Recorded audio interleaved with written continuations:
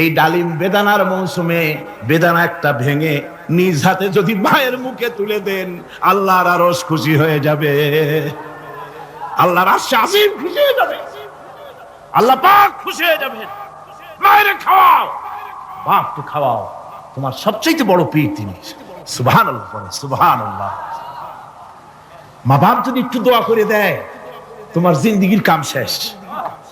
একটু বদদোয়া করলে জাহান্নামে যাবা। কোন পীর সাহেব বদদোয়া করলে জাহান্নামে যাবে এমন কথা নয়। কোন মাওলানা বদদোয়া করলে দোজখে যাবে এমন কথা নয়। রাসূল বলেছেন, হুমা জান্নাতুকা ওয়া নারুকা। মা বাপ তোমার বেহেশত, মা বাপ তোমার জাহান্নাম। মা বাপ যদি অসন্তুষ্ট হয় দোজখে যাবি, আর মা বাপ যদি খুশি আল্লাহর জান্নাতে চলে যাবে। সুবহানাল্লাহ, সুবহানাল্লাহ, সুবহানাল্লাহ। মায়ের পায়ের তলে তোর বেহেশত। আমরা পুরুষ, আমাদের গত বছরও বলেছি, আমরা পুরুষ, আমাদের পায়ের তলে জুতা। আমাদের পায়ের তলে কি? শুধু জুতা। আর আমার মা, আমার মায়ের জাতি যারা এই প্যান্ডেলে বসে আছেন, আমার মায়েরা বোনেরা, মায়ের জাতি যারা পৃথিবীতে, মায়ের জাতির পায়ের তলে আল্লাহর বেহেশত। সুবহানাল্লাহ। নারীর মর্যাদা ইসলাম দেয় নাই, কে দিয়েছে? আল্লাহ দিয়েছেন, আল্লাহ রাসূল দিয়েছেন। আমার বন্ধুগণ, হযরত বাইজিদ বুস্তামি, ছোট্ট বাচ্চা ছেলে, গভীর রাত্রে মা অসুস্থ, পানির পিপাসায় জেগে উঠেছেন। বাবারে, পিপাসায় শেষ হয়ে গেলাম, পানি দাও। ছেলে ঘরের ভিতরে পানি না পেয়ে বাইরে দৌড়াদৌড়ি করলেন। অনেক দূর থেকে পানি নিয়ে এসে দেখেন মা ঘুমায় গেছেন।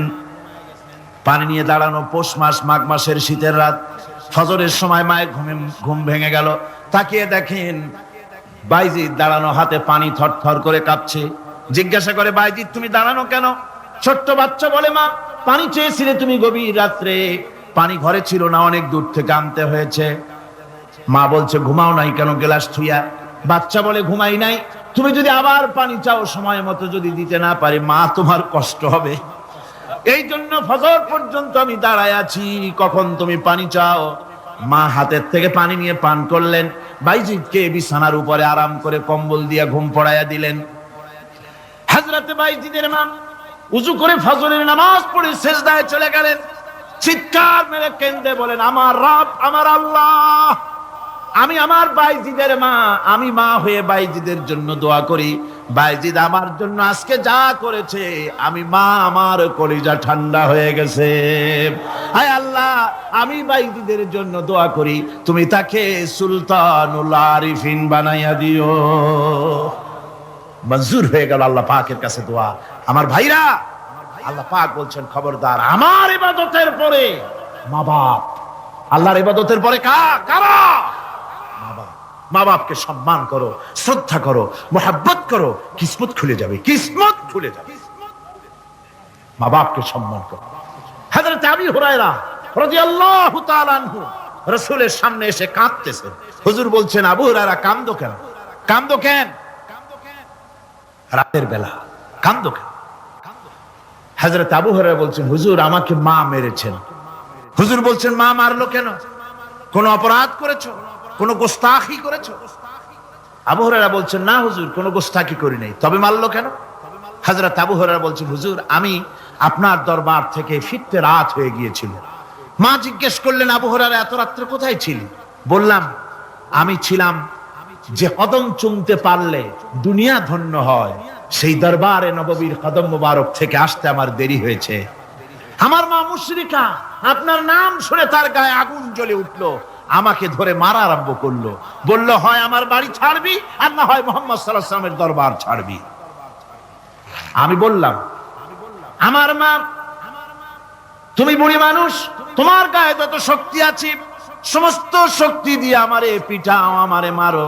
মারতে মারতে আমাকে বাড়ি থেকে তুমি বের করে দাও।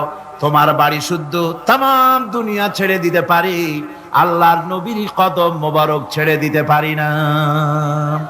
হুজুর, আমার মা আমাকে গলা ধাক্কা দিয়ে বের করে দিয়েছেন। হুজুর বলছেন, আবু হুরায়রা, তোমার মা তোমাকে মেরেছে, তুমি আমার কাছে নালিশ করছো? আমার তো এখানে ইন্টারফেয়ার করার কিছুই নেই। সুবহানাল্লাহ, সুবহানাল্লাহ। মা তোমাকে মেরেছে, এখানে আমার করার কিচ্ছু নাই। বিশ্ব নবী বলছেন, এত বড় পাওয়ারফুল নবী, লেজিসলেটিভ পাওয়ার, সারে আল্লাহ তাকে বানিয়েছেন শরীয়ত প্রণেতা।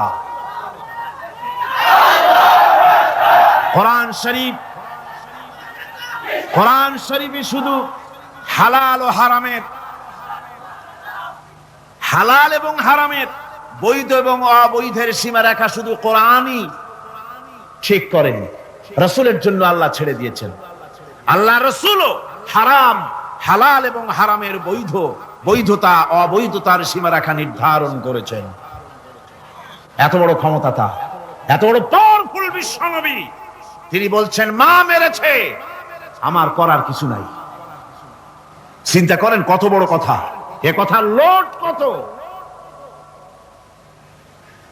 হযরত আবু হুরায়রা বলেন, ইয়া রাসূলুল্লাহ, মা মাকে মেরেছেন, আমি আল্লাহর নবীর কাছে মায়ের বিরুদ্ধে নালিশ করতে আসি নাই। বললেন, কেন এসেছো? হযরত আবু হুরায়রা বলেন, হুজুর এসেছি একটা কারণে।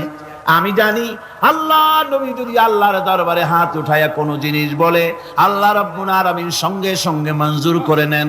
হুজুর আমি এসেছি, মেহেরবানি করে দোয়া করুন আমার মাকে যেন আল্লাহ হেদায়েত নসিব করে দেন। আল্লাহ নবী হাত উঁচু করে বললেন, আল্লাহুম্মা হিদি উম্মা আবি হুরায়রা, আয় আল্লাহ আমি দোয়া করি আবু হুরায়রার মাকে তুমি হেদায়েত নসিব করে দাও। রাসূলুল্লাহ দোয়া করছেন আর আবু হুরায়রা সমানে দৌড়াচ্ছেন। তিনি দৌড়াচ্ছেন, পিছন থেকে কয়েকজনে আবু হুরায়রার জামা টেনে ধরেছে, দৌড়ো। তাদের জানা আবু হুরায়রা খুব ভদ্রলোক মানুষ, কোন ঝড় ঝামেলার মধ্যে থাকে না, রাগ শাক করে না, চিৎকার মারে না, দৌড় মারে না, এত ভদ্র শরীর, দৌড়ে কেন? না জানি কোন বিপদ বুঝি ঘটে গেছে। পিছন থেকে জামা টেনে ধরে বলে, দৌড়াও কেন? হযরত আবু হুরায়রা জামা সাহাবীর হাত থেকে ছিনায় নিয়ে বলেন, জামা ছেড়ে দাও, আমাকে দৌড়াতে দাও। আমি দৌড়াইয়া বাড়ি যে দেখতে চাই, আমি দৌড়াই আগে আমার বাড়ি পৌঁছতে পারলাম না, আমি যাওয়ার আগে আমার আল্লাহর নবীর দোয়া আমার বাড়ি পৌঁছে গেছে, আমি এইটা দেখতে চাই। হযরত আবু হুরায়রা বাড়িতে গিয়ে দরজা নক করলেন, ভেতর থেকে আওয়াজ এলো, কে? হযরত আবু হুরায়রা বলেন, মা আমি তোমার আবু হুরায়রা ফিরে এসেছি। মা বলছেন, বাবা অপেক্ষা করো, দরজা খুলতেছি। হযরত আবু হুরায়রা বলেন, মায়ের গলার আওয়াজের ভিতরে শিরকিয়াতের কর্কশতা পেলাম না, মায়ের গলার আওয়াজের ভিতরে তাওহীদের গন্ধ পেলাম। আমার মনে হলো নবীজির নিক্ষিপ্ত তীর তার নিশানায় পৌঁছে গেছে। কিছুক্ষণ পর মা আমার বেরিয়ে এলেন, মাথা থেকে চুলের থেকে, বুড়ি মানুষ, সাদা চুলের ভিতর থেকে পানি পড়তেছে। মা বলল, বাবারে তোমারে মারার পর আমি বড় অনুতপ্ত হয়েছি, অনুশোচনা করেছি, আমি গোসল করেছি, মনে মনে ভাবলাম আমার ছেলে তো কোনো খারাপ জায়গায় যায় নাই, কেন তারে মারলাম? আমি বড় লজ্জায় পড়েছি তোমারে মেরে। ও আমার আবু হুরায়রা, আমি গোসল করেছি, পবিত্র হয়ে গেছি, জলদি করে আমাকে নিয়ে চলো বিশ্ব নবী জনাবে মুহাম্মদুর রাসূলুল্লাহর দরবারে। হযরত আবু হুরায়রার মা ঘোষণা করলেন, আশহাদু আল্লা ইলাহা ইল্লাল্লাহু ওয়াহদাহু লা শারীকা লাহু ওয়া আশহাদু আন্না মুহাম্মাদান আবদুহু ওয়া রাসূলুহু। আমার ভাইরা, মা বাপ সবচেয়ে সম্মানের জিনিস। আল্লাহর ইবাদতের পরই মা বাপের খেদমত করতে হবে। আল্লাহ পাক বলছেন, বান্দারে দেখ, মায়ের পেট থেকে আনলাম, মায়ের বুকের মধ্যে মহব্বত পয়দা করলাম, এত মহব্বত দিলাম তোর উপরে, যে কোনো বিদেশে যান, যেখানে যান, বাড়িতে ফিরলে পরে সকলে, ছেলে মেয়ে ভাই বোন সবাই দেখবে সুটকেসে আমার জন্য আনছে কি। সবাই চিন্তা করবে আমার জন্য কি এনেছে। একমাত্র মা সন্তানের মুখের দিকে তাকাবে, কখন খাইছে সে। সুবহানাল্লাহ, সুবহানাল্লাহ, আমার বাসার মুখখানা শুকনা, তুই বুঝি আজকে কিছু খাইস নাই। বিদেশে যেসব সন্তান থাকে, মা কাটা কবুতরের মতো ছটফট করে। আমার ছোটবেলার কথা আমি দেখেছি। সরসিনা মাদ্রাসা পড়তাম, আব্বা টাকা দিতেন মাদ্রাসায় যাওয়ার সময়, আবার মা আবার মুরগির ডিম বিক্রি করা, বিভিন্ন জিনিস বিক্রি করা বা বাজার করা, পয়সা উদ্বৃত্ত কিছু পয়সা আব্বার অজান্তে আমার হাতের মুঠার মধ্যে দিয়ে দিতেন। যখন মাদ্রাসার দিকে রওনা হয়েছি, পর্দার আড়াল থেকে দরজা থেকে দেখতাম, যতক্ষণ তাকায় দেখতেছি চোখ থেকে পানি দরদর করে পড়তেছে। সুবহানাল্লাহ, মা কি জিনিস! আল্লাহ আল্লাহ আল্লাহ। বিদেশে যদি কারো সন্তান মারা যায়, সবার জানা লাগে। কবি বলতেছেন, বিদেশে বিরাজ্যে যার পুত্র মারা যায়, পশু পক্ষী না জানিতে আগে জানে মায়। মায়ের কলিজার তারে টান লেগে যায়, মা বুঝতে পারে আমার সন্তানটা নাই। আহারে মা! আমার বন্ধুগণ, মা যার বেঁচে আছে বেয়াদবি করেছেন, পাও ধরে মাপ নিয়ে নেবেন, পাও ধরে মাপ নিয়ে নেবেন। মা তো পাও ধরে দেখবেন মাফ করে দিবে। সুবহানাল্লাহ সুবহানাল্লাহ, কত দরদ তার বুকের মধ্যে। আর মা বাপকে সম্মান করবে। যাক, এই বিষয়ের উপরে আমি আর যেতে চাই না। শুধু আমি আপনাদের বললাম, এই বিশাল জনতাকে বললাম, সবচাইতে বড় পীর আপনার জন্য আপনার মা বাপ। সবচাইতে বড় পীর কে? মা বাপ। সন্তুষ্ট করেন, রুজিতে অভাব ঘটবে না। কোন মাজারে গিয়ে সেজদা দেওয়া লাগবে না, আল্লাহর কসম, মাজারে যাই চাওয়া লাগবে না। মা বাপকে খেদমত করেন, মা বাপকে খুশি করেন, মা বাপকে খাওয়ান, হাদিয়া দেন। মা বাপ খুশি, রুজিতে বরকত হবে, ব্যবসায় বরকত হবে, ঋণগ্রস্ত থাকবেন না, সম্মান আল্লাহ বাড়ায় দিবেন। সুবহানাল্লাহ বিহামদি। রাসূলুল্লাহর হাদিস, আতা আলাল ইনসানি হিনুম মিনাদ দাহরি লাম ইয়াকুন শাইআম মাযকুরা। মানুষের জীবনে কি এমন এক সময় এসেছিল না যখন সে উল্লেখযোগ্য বিষয় বস্তু হিসাবে পরিগণিত ছিল না? তোমার নাম ছিল না, পরিচয় ছিল না, কিছুই ছিল না, দুনিয়ার কেউ তোমাকে জানতো না, শুনতো না। আমি আল্লাহ পাক তোমাকে সৃষ্টি করেছি। তুমি কোত্থেকে এলে? কোরআনে কারীম থেকে তা জেনে নাও। আল্লাহ রাব্বুল আলামিন বলেন, ইন্না খালাকনাকুম মিন তুরাবিন সুম্মা মিন নুতফাতিন সুম্মা মিন আলাকাতিন সুম্মা মিন মুদগা।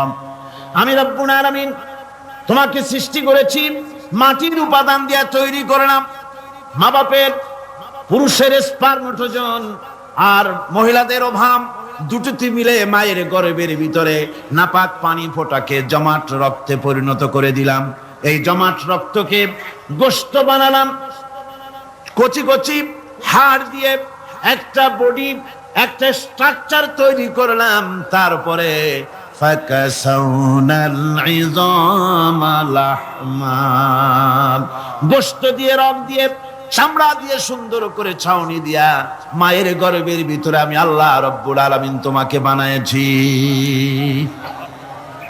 মায়ের পেটের ভিতরে ফি কারারিম মাকিন, একটি সুরক্ষিত জায়গায় তোমাকে আমি রেখে দিলাম, যেখানে কোনো রোগ, কোনো জার যেখানে পৌঁছতে পারবে না, কোনো অসুবিধা হবে না। এমন একটা জায়গায়, এমন একটা ইন্টেনসিভ কেয়ার ইউনিটের ভিতরে রেখেছি। সুবহানাল্লাহ, একটা ইন্টেনসিভ কেয়ার ইউনিট, যেখানে কোন রকমের কোন জার্ম প্রবেশ করে বা করবার কোনো ক্ষমতা নাই কারো। এমন একটা যে একটা প্যাকেট, সুন্দর একটা প্যাকেট, একটা কভারের মধ্যে তোমাকে তৈরি করা হলো মায়ের পেটের মধ্যে। তারপরে আজকে তুমি কুফরি করতেছো, আজকে আমাকে অস্বীকার করছো। ওই গর্ভের ভেতরে আমি ইচ্ছে করলে রক্তের পিণ্ডের আকারে মায়ের গর্ভ থেকে আবর্ষণ করে দিতে পারতাম, দুনিয়ার মুখ দেখতে পারতে না। মায়ের পেটের ভেতর থেকে মরা সন্তান হিসাবে বের করে দিতে পারতাম, বিকলাঙ্গ করে বের করে দিতে পারতাম, পঙ্গু করে বের করতে পারতাম। পারতেন না? আল্লাহ রাব্বুল আলামিন বলেন, কেমনে বানালাম? খলাকাল ইনসান, মানুষ আমি সৃষ্টি করেছি মায়ের পেটের ভিতরে বসে। যখন ক্ষুধার উদ্রেক হলো, রুহু যখন এসে গেল, ক্ষুধা লাগলো, খাবারের প্রয়োজন হলো, আমি কেমনে খাওয়ালাম? দুনিয়ার কোন মা বাপ, কোন নেতা, কোন ডাক্তার, কোন চিকিৎসা বিজ্ঞানী মায়ের পেটের সন্তানের খাবার সরবরাহ করতে পারে না। আল্লাহ পাক বলেন, তুমি কি খাবে? ব্যবস্থা আমি করেছি। মায়ের মাসিক অসুখকে বন্ধ করে দিয়ে মায়ের নাভির সঙ্গে তোমার নাভির সাথে তার লাগাইয়া দিয়েছি। আর ওই তারের মাধ্যমে রক্ত বের করে দিয়া, মায়ের রক্ত দিয়ে তিল তিল করে তোমারে বড় করেছি। রক্তটা মুখে লাগাই নাই, মুখে লাগলে পরে নাপাক রক্ত, মুখটা নাপাক হয়ে যাবে। নাভির ভিতর দিয়ে পাস করে দিলাম, মুখটাকে পবিত্র রেখে দিলাম, যাতে করে দুনিয়ায় আসার পর আমার পবিত্র বানানো মুখখানা দিয়া এই দুনিয়ায় বসে তোমার আল্লাহর পবিত্র নামের জিকির করতে পারো। এমন সুন্দর করে মায়ের পিঠের ভিতরে তৈরি করলাম, হাত দিলাম, পা দিলাম, সুন্দর করে বানালাম, এমন নিখুঁত করে বানালাম, তাকায়া দেখো নিজের দিকে, সুন্দর করে বানালাম। এরপরে কি করলাম? সুম্মা নুখরিজুকুম তিফলা, বাচ্চার আকারে মায়ের পেট থেকে আস্তে করে বের করে নিয়ে আসলাম। সুবহানাল্লাহ বিহামদিহি। আস্তে করে মায়ের পেট থেকে নিয়ে এসেছি পৃথিবীর বুকে। পৃথিবীতে যখন আসলে তখন তোমার অবস্থাটা কি ছিল? ক্ষুধার যন্ত্রণায় যদি মরেও যেতে, কান্দা ছাড়া ভাষা নাই। ভাষা আছে? কোন হুঁশ ছিল আমাদের? কোন জ্ঞান ছিল? আল্লাহ রাব্বুল আলামিন বলেন, আল্লাহু আখরাজাকুম মিন বুতুনি উম্মাহাতিকুম লা তা'লামুনা শাইআ, মায়ের গর্ভ থেকে এমন অবস্থায় বের করে এনেছি যখন তোমার কোনো হুঁশ নাই, জ্ঞান নাই, কথা বলতে পারো না, পায়খানার ভিতরে পড়ে থাকো, ট্যাটা করে, কান্দা ছাড়া পথ নাই, পানির পিপাসায় গলা শুকায় যায়, কান্দা ছাড়া পথ নাই, মনের তোমার মুখের কোনো ভাষা নাই কান্না ছাড়া। আমি তোমার এমন আল্লাহ, আমি তোমার এমন স্রষ্টা, আমি তোমার এমন রব, তোমার ভাষা নাই বলে মায়ের কলিজার ভেতরে আমি তোমার প্রতি এক দুর্বিনীত মহব্বত পয়দা করে দিয়েছি। তোমার কান্না তোমার মায়ের বুকের মধ্যে শেল বিঁধে যায়।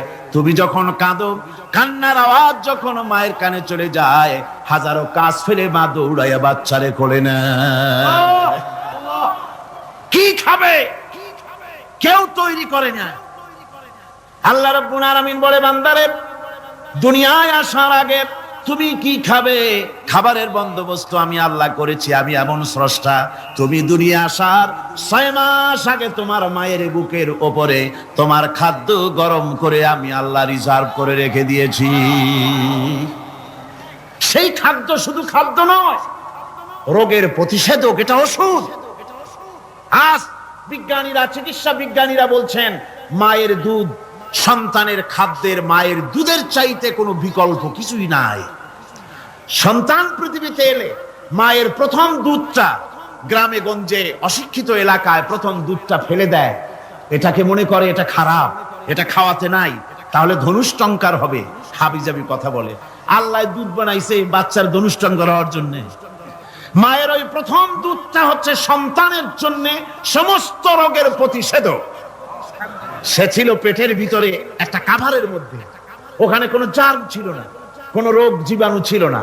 ও পৃথিবীতে এসেছে যেখানে অক্সিজেনের ভেতরে জার্ম রয়েছে, বাতাসের ভিতরে জার্ম রয়েছে, যার পরিবেশটা খারাপ হয়ে আছে, মানুষের শ্বাস প্রশ্বাসে, নিঃশ্বাসে হাজারো রোগ জীবাণু ঘুরছে। এই রকমের একটা পৃথিবীতে এসেছে। আসার পরে কচি স্বাস্থ্য, কচি শরীর, কচি হার্ট, কচি লাংস, সেটাকে প্রতিরোধ করবে কি করে? সেজন্য আল্লাহ পাক মায়ের দুধের ভিতরে সমস্ত রোগের প্রতিষেধক দিয়ে দিয়েছেন। সুবহানাল্লাহ। আজকের বিজ্ঞানীরা তা স্বীকার করেছেন। অনেক মা তার সন্তানকে দুধ দেন না, নিজের শরীর স্বাস্থ্য ভালো রাখার চিন্তা করে বাচ্চাকে দুধ খাওয়ান না। এটা অত্যন্ত নির্মম কাজ। বাচ্চাকে দুধ খাওয়ালে বাচ্চার সাথে মায়ের মহব্বত বাড়ে। ইউরোপে, আমেরিকায় মাকে মা বলে ডাকে না, বাপকে শ্রদ্ধা করে না, সম্মান করে না। তার কারণ সেখানে মায়েরা তার সন্তানদেরকে কোলে নেয় না, সন্তানদেরকে ফিডার খাওয়ায়। আর আমি নিজের চোখে দেখেছি, মায়েরা ইউরোপে, আমেরিকায় যখন শপিং এ আসে, তখন রাস্তায় যখন আসে, তখন ওই পুশ চেয়ার গুলিতে বাচ্চাকে শোয়াইয়া, বাচ্চা এভাবে পুশ চেয়ারে করে ঠেলে নিয়ে যায়, আর কুত্তার বাচ্চাগুলি কোলে করে ঘুরে বেড়ায়। কুত্তার বাচ্চা কোলে নেয়, নিজের বাচ্চা পুশ চেয়ারে করে ঠেলে। সেই জন্য মায়ের প্রতি সন্তানের মহব্বত হয় না, সন্তানেরও মায়ের প্রতি কোনো শ্রদ্ধা জাগে না। আল্লাহর কি ব্যবস্থা, মায়ের কলিজার মধ্যে মহব্বত পয়দা করে দিয়েছেন আল্লাহ পাক। মায়ের বুকের দুধের ভিতরে আল্লাহ রাব্বুল আলামিন, আল্লাহ পাক বলছেন আমি মানুষ সৃষ্টি করেছি আর তার সমস্ত প্রয়োজন মিটিয়েছি, তার খাবারের সব প্রয়োজন মিটিয়ে দিয়েছি। দুধটাকে ঘন করি নাই, হজম করতে পারবে না বলে ওই দুধটা সামান্য পাতলা করে দিয়েছি, ওর ভিতরে সামান্য মিষ্টি দিয়েছি। দুধের বোঁটার ভিতরে একটা ছিদ্র দিলে, চোষা মারলে পরে অনেকগুলি দুধ বেরিয়ে এসে গলাটা আটকে যেত, তোমার কচি কণ্ঠ গলা আটকে যেত, শ্বাস করতে পারতে না। এজন্য মায়ের স্তনের বোঁটার ভিতরে সূক্ষ্ম সূক্ষ্ম 32টা ছিদ্র করে আস্তে করে দুধ বার করে তোমার জীবন আমি বাঁচাইছি। খলাকাল ইনসান, মানুষ সৃষ্টি করেছি আমি আল্লাহ পাক। সুতরাং যে আল্লাহ পাক এ মানুষ সৃষ্টি করলেন আর মায়ের কলিজার ভিতরে মোহব্বত পয়দা করে দিলেন, সে আল্লাহ পাক বলছেন খবরদার ওই মাকেও যেন আবার ভুলে যেও না, মাকে সম্মান করে করো, মা বাপকে মোহব্বত করো, তাদেরকে শ্রদ্ধা করো। বউ পাইয়া সুন্দরী স্ত্রী পেয়ে মায়ের কথা ভুলে যেও না। অনেক সাহেব আছে মায়ের কথা ভুলে যায়, স্ত্রীর কথা অনুযায়ী মায়ের উপর অত্যাচার করে, এরকমও বহুত আছে। আল্লাহ পাক বলছেন শোনো, وَقَضَى رَبُّكَ أَلَّا تَعْبُدُوا إِلَّا إِيَّاهُ وَبِالْوَالِدَيْنِ إِحْسَانًا। তোমার প্রভুর পক্ষ থেকে ফয়সালা হয়েছে, চূড়ান্ত সিদ্ধান্ত হয়ে গিয়েছে, আমি আল্লাহর ইবাদতের পর তোমার মা বাপের ইহসান করবে, খেদমত করবে, তাদের জন্য উপকার করবে, তাদেরকে ভালোবাসবে। আল্লাহ রাব্বুল আলামিন বলেন মা বাবার সঙ্গে কেমনে কথা বলবে, তাদের সাথে কিভাবে আচরণ করবে, আল্লাহ তাও শিখিয়ে দিয়েছেন। আল্লাহ পাক বলেন ওয়ালা তাকুল লাহুমা ওয়া কুল লাহুমা কাওলান কারীমা। মা বাবার সাথে সম্মানজনক কথা বলো। ওয়া কুল লাহুমা কাওলান কারীমা, সম্মানজনক কথা বলো, মাথায় ঝাঁকি দিয়ে রাগ করে চোখ মোটা করে কথা বলো না। তুমি সন্তান, তোমার জন্য সবচাইতে বড় পীর তোমার আব্বা তোমার আম্মা, ঠিক কিনা কন? ছেলের জন্য, মেয়ের জন্য, সন্তানের জন্য সবচাইতে বড় পীর কে? বাপ মা। এটা ভালো করে মনে রাখতে হবে। আপনার মাওলানা সাহেবদের দোয়া, পীর সাহেবদের দোয়া কবুল হতেও পারে, নাও হতে পারে, 50-50 সম্ভাবনাও আছে, আবার সম্ভাবনা নাই।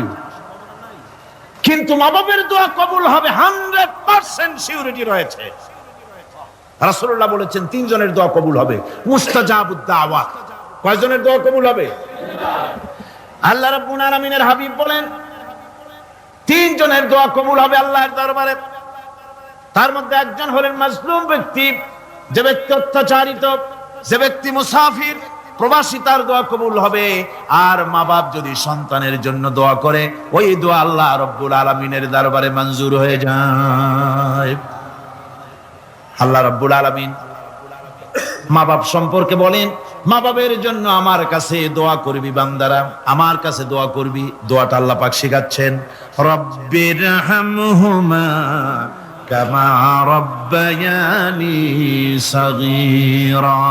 পড়েন সবাই, রব্বির হামহুমা কামা রব্বায়ানি সাগীরা। একটু জিকির করেন, লা ইলাহা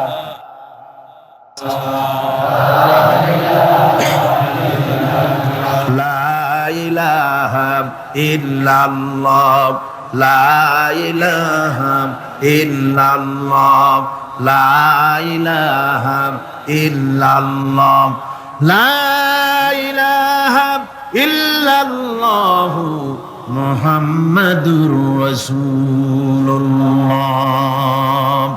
আমার ভাইরা, আল্লাহ পাক শিখাচ্ছেন, বান্দা তোর মা বাপের জন্য আমার কাছে দোয়া কর। আল্লাহ রাব, আয় আমার প্রভু, আমার মা বাপ যেমন ছোটবেলায় আমাকে স্নেহের কোলে লালন পালন করেছে, আয় আমার আল্লাহ তুমি আমার মা বাপকে তোমার রহমতের কোলে লালন পালন করো।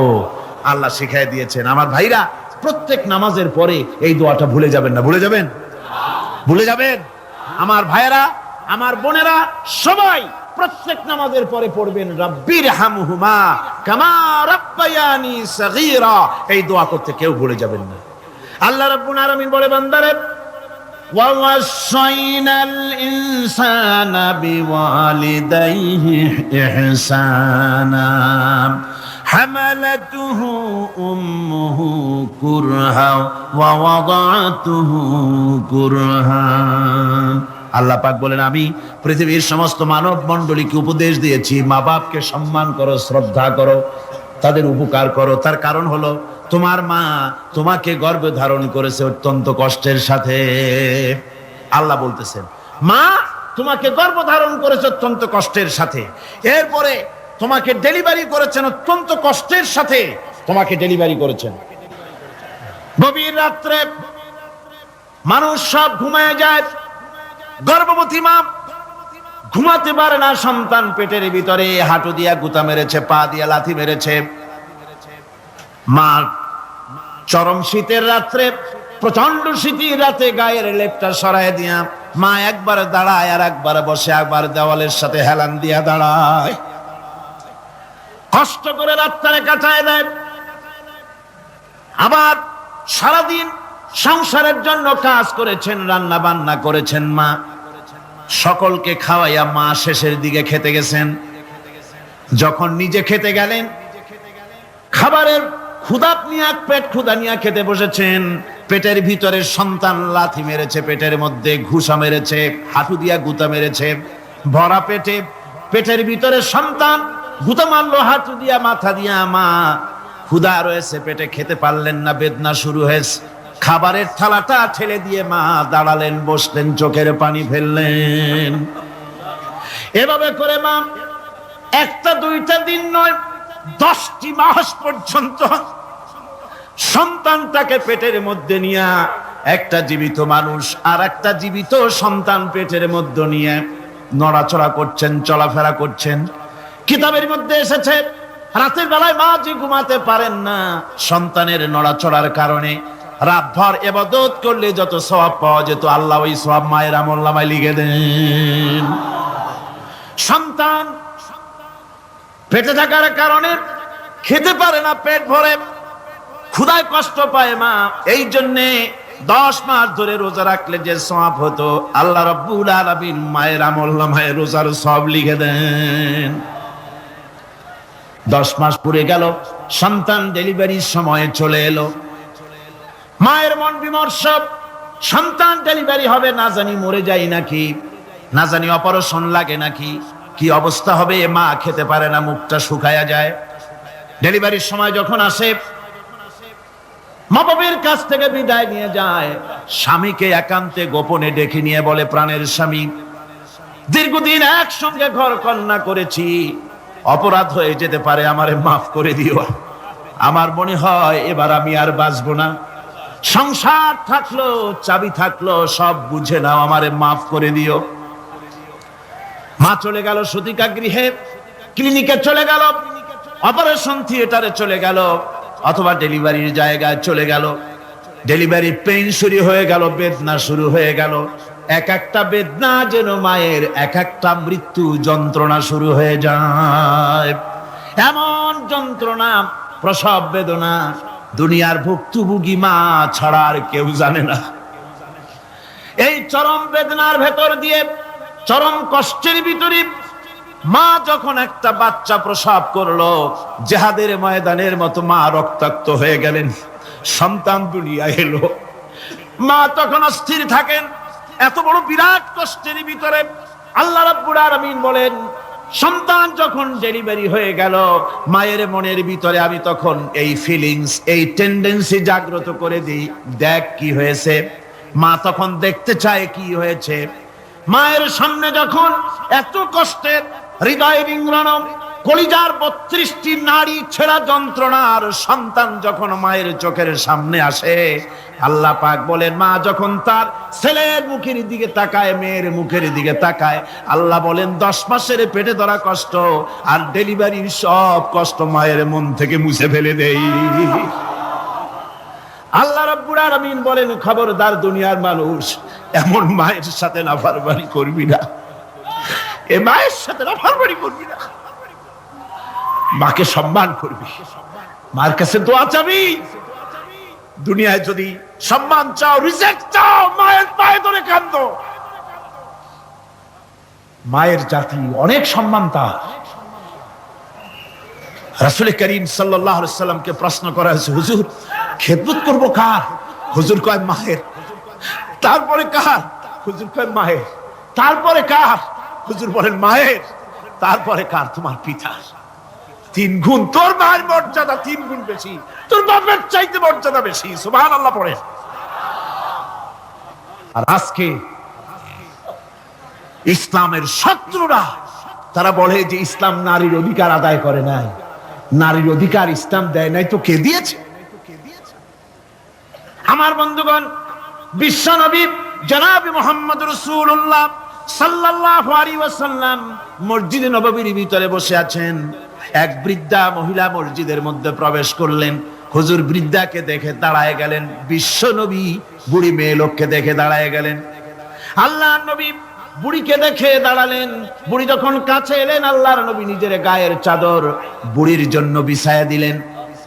বুড়ি বসলেন। এরপরে কথাবার্তা সারার পর বুড়ি যখন বিদায় হবেন, হুজুর আবার দাঁড়ালেন। বুড়ি মহিলা চলে গেলেন। সাহাবায়ে কেরাম বলেন, ইয়া রাসূলুল্লাহ, কিছুই বুঝলাম না, একজন বৃদ্ধা মহিলার জন্য বিশ্বনবী দাঁড়ান আর গায়ের চাদর বিছান, আমরা বড় আশ্চর্য হয়ে গেলাম। নবীজি বলেন, ও আমার সাহাবীরা, তোমরা জানো না, এই মহিলাকে চিনতে পারো নাই। আমি আমার মায়ের দুধ আমার জীবনে কিসমতে তেমন হয় নাই। আমি আমার মায়ের দুধ তেমন কিসমতে পাই নাই। যার বুকে দুধ খেয়ে, যার কোলে কাখে চড়ে আমি বড় হয়েছি, আমার সেই দুধ মা ইনি হযরতে হালিমাতুস সাদিয়া। আমার সেই দুধ মা। রাসূলুল্লাহ নিজে সম্মান দিয়েছেন মায়ের। খবরদার, মাকে অসম্মান করবেন না, মাকে সম্মান করবেন, মাকে শ্রদ্ধা করবেন। আমার বন্ধুগণ, আলেম ওলামা পীর বুজুর্গদের জন্য হাদিয়া তো দেন আপনারা, কোনো নিষেধ নাই, দেন। হাদিয়া দেওয়াও সুন্নত, নেওয়াও সুন্নত, দিবেন, আমি কোনো নিষেধ করি না। কিন্তু আমি বলতে চাই, পীর বুজুর্গদের কাছে, আলেম ওলামাদের কাছে হাদিয়া দিয়া আল্লাহরে যত না খুশি করতে পারবেন, এই ডালিম বেদানার মৌসুমে বেদানা একটা ভেঙে নিজ হাতে যদি মায়ের মুখে তুলে দেন, আল্লাহর আরশ খুশি হয়ে যাবে, আল্লাহর আরশ আজিম খুশি হয়ে যাবে, আল্লাহ পাক খুশি হয়ে যাবেন। মায়ের খাওয়াও, বাপকে খাওয়াও, তোমার সবচেয়ে বড় পীর তিনি। সুবহানাল্লাহ বলে, সুবহানাল্লাহ। মা বাপ যদি একটু দোয়া করে দেয়, তোমার জিন্দেগির কাম শেষ। একটু বদদোয়া করলে জাহান্নামে যাবা।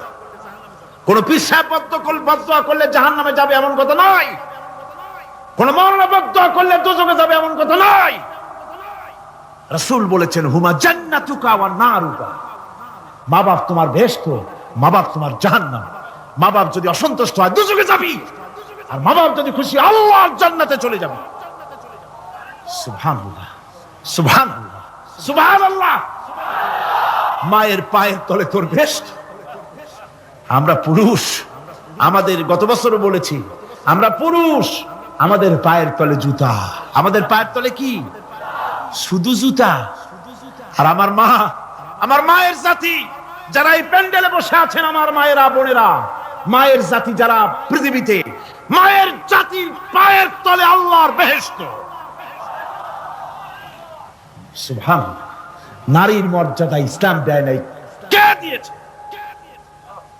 আল্লাহ দিয়েছেন, আল্লাহ রাসূল দিয়েছেন। আমার বন্ধুগণ, হযরত বাইজিদ বুস্তামি, ছোট্ট বাচ্চা ছেলে, গভীর রাত্রে মা অসুস্থ, পানির পিপাসায় জেগে উঠেছেন। বাবারে, পিপাসায় শেষ হয়ে গেলাম, পানি দাও। ছেলে ঘরের ভিতরে পানি না পেয়ে বাইরে দৌড়াদৌড়ি করলেন। অনেক দূর থেকে পানি নিয়ে এসে দেখেন মা ঘুমায় গেছেন। পানি নিয়ে দাঁড়ানো, পৌষ মাস, মাঘ মাসের শীতের রাত, ফজরের সময় মায়ের ঘুম ভেঙে গেল। তাকিয়ে দেখেন বাইজিদ দাঁড়ানো, হাতে পানি থরথর করে কাঁপছে। জিজ্ঞাসা করে, বাইজিদ তুমি দাঁড়ানো কেন? ছোট্ট বাচ্চা বলে, মা পানি চেয়েছিলে তুমি গভীর রাত্রে, পানি ঘরে ছিল না, অনেক দূর থেকে আনতে হয়েছে। মা বলছে ঘুমাও নাই কেন গ্লাস থুইয়া? বাচ্চা বলে ঘুমাই নাই। তুমি যদি আবার পানি চাও সময় মতো যদি দিতে না পারি মা তোমার কষ্ট হবে, এই জন্য ফজর পর্যন্ত আমি দাঁড়ায় আছি, কখন তুমি পানি চাও। মা হাতের থেকে পানি নিয়ে পান করলেন, বাইজিদকে বিছানার উপরে আরাম করে কম্বল দিয়ে ঘুম পড়াইয়া দিলেন। হযরতে বাইজিদের মা উযু করে ফজরের নামাজ পড়ে সিজদায় চলে গেলেন।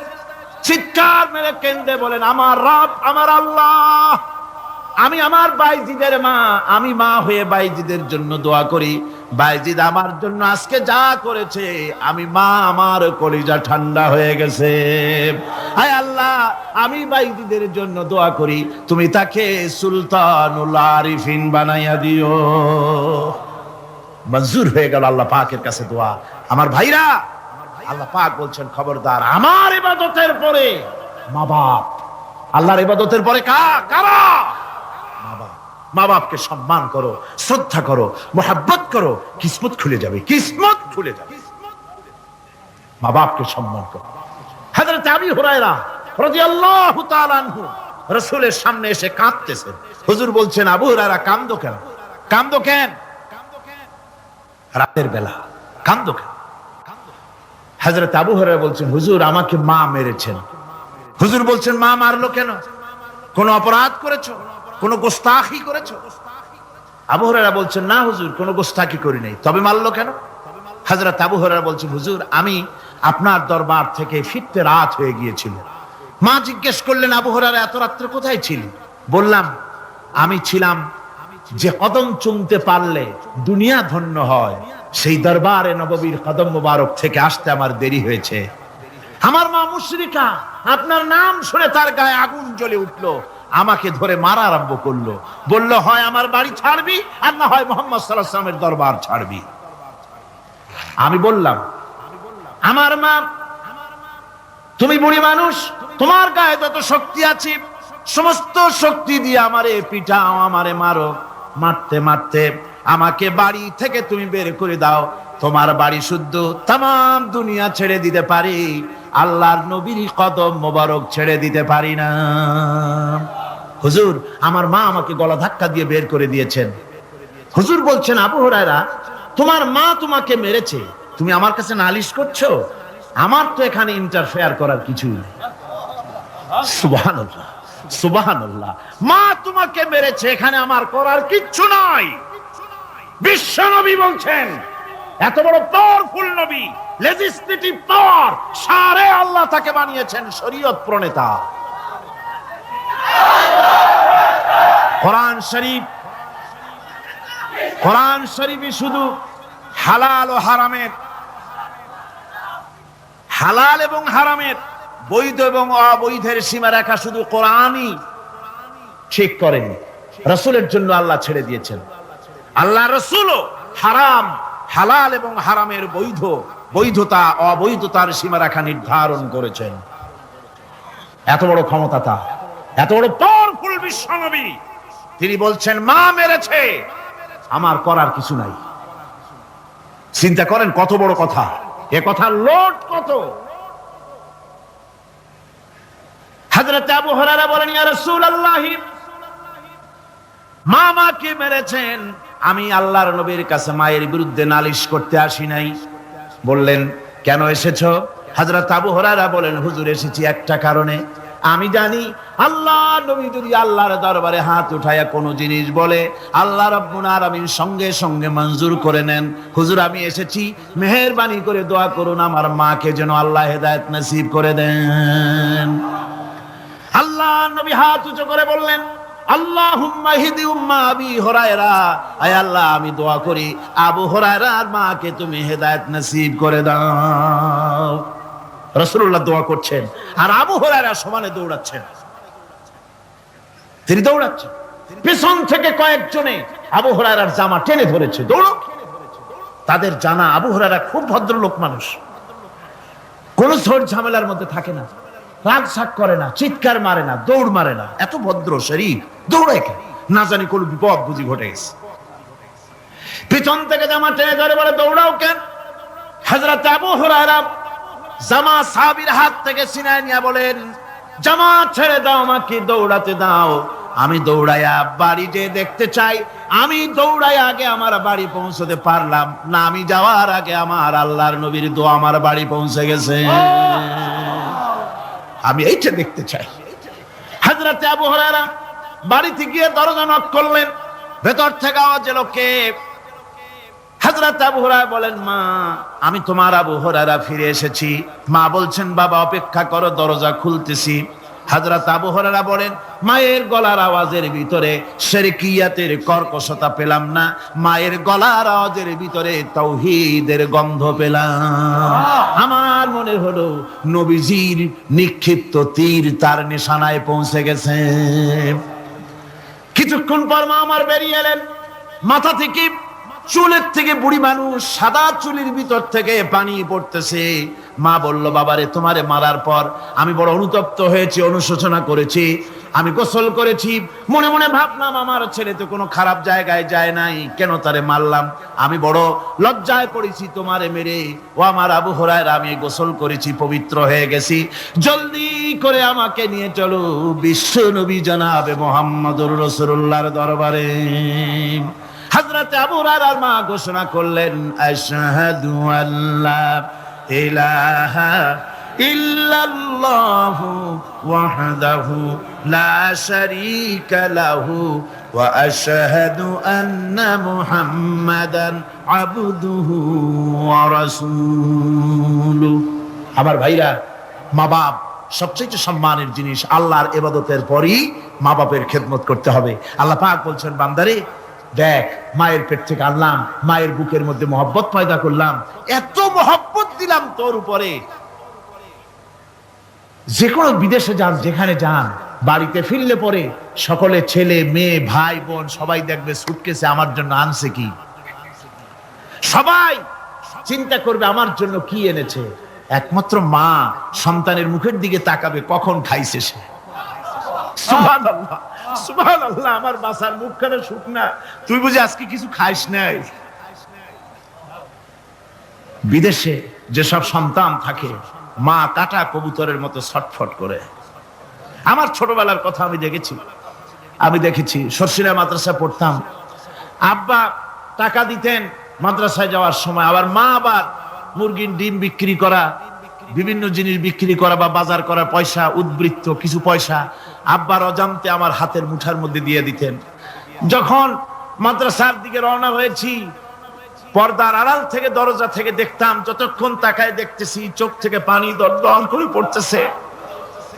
সুবহানাল্লাহ, মা কি জিনিস! আল্লাহ আল্লাহ আল্লাহ। বিদেশে যদি কারো সন্তান মারা যায়, সবার জানার আগে কবি বলতেছেন, বিদেশে বিরাজ্যে যার পুত্র মারা যায়, পশু পক্ষী না জানিতে আগে জানে মায়। মায়ের কলিজার তারে টান লেগে যায়, মা বুঝতে পারে আমার সন্তানটা নাই। আহারে মা! আমার বন্ধুগণ, মা যার বেঁচে আছে বেয়াদবি করেছেন, পাও ধরে মাপ নিয়ে নেবেন, পাও ধরে মাপ নিয়ে নেবেন। মা তো পাও ধরে দেখবেন মাফ করে দিবে। সুবহানাল্লাহ, সুবহানাল্লাহ। কত দরদ তার বুকের মধ্যে। আর মা বাপকে সম্মান করবে। যাক, এই বিষয়ের উপরে আমি আর যেতে চাই না। শুধু আমি আপনাদের বললাম, এই বিশাল জনতাকে বললাম, সবচাইতে বড় পীর আপনার জন্য আপনার মা বাপ। সবচাইতে বড় পীর কে? মা বাপ। সন্তুষ্ট করেন, রুজিতে অভাব ঘটবে না, কোন মাজারে গিয়ে সেজদা দেওয়া লাগবে না, আল্লাহর কসম, মাজারে যাই চাওয়া লাগবে না। মা বাপকে খেদমত করেন, মা বাপকে খুশি করেন, মা বাপকে খাওয়ান, হাদিয়া দেন, মা বাপ খুশি, রুজিতে বরকত হবে, ব্যবসায় বরকত হবে, ঋণগ্রস্ত থাকবেন না, সম্মান আল্লাহ বাড়ায় দিবেন। সুবহানাল্লাহ বিহামদি। রাসূলুল্লাহর হাদিস, মানব সৃষ্টির এবং পৃথিবীর সৃষ্টির ইতিহাস ঘাটলে মানুষের যদি কিসমত ভালো থাকে, তাহলে আল্লাহর সান্নিধ্য, আল্লাহর অস্তিত্ব সম্পর্কে জ্ঞান তাকে আল্লাহ পাক দান করে দেন। সুবহানাল্লাহ। পৃথিবীর সৃষ্টির ব্যাপারে বুদ্ধিজীবীরা কি বলছেন দেখুন। পৃথিবীর সৃষ্টির ব্যাপারে বিজ্ঞানীরা বলছেন যে এই পৃথিবী এরকম ছিল না, তো কি রকম ছিল?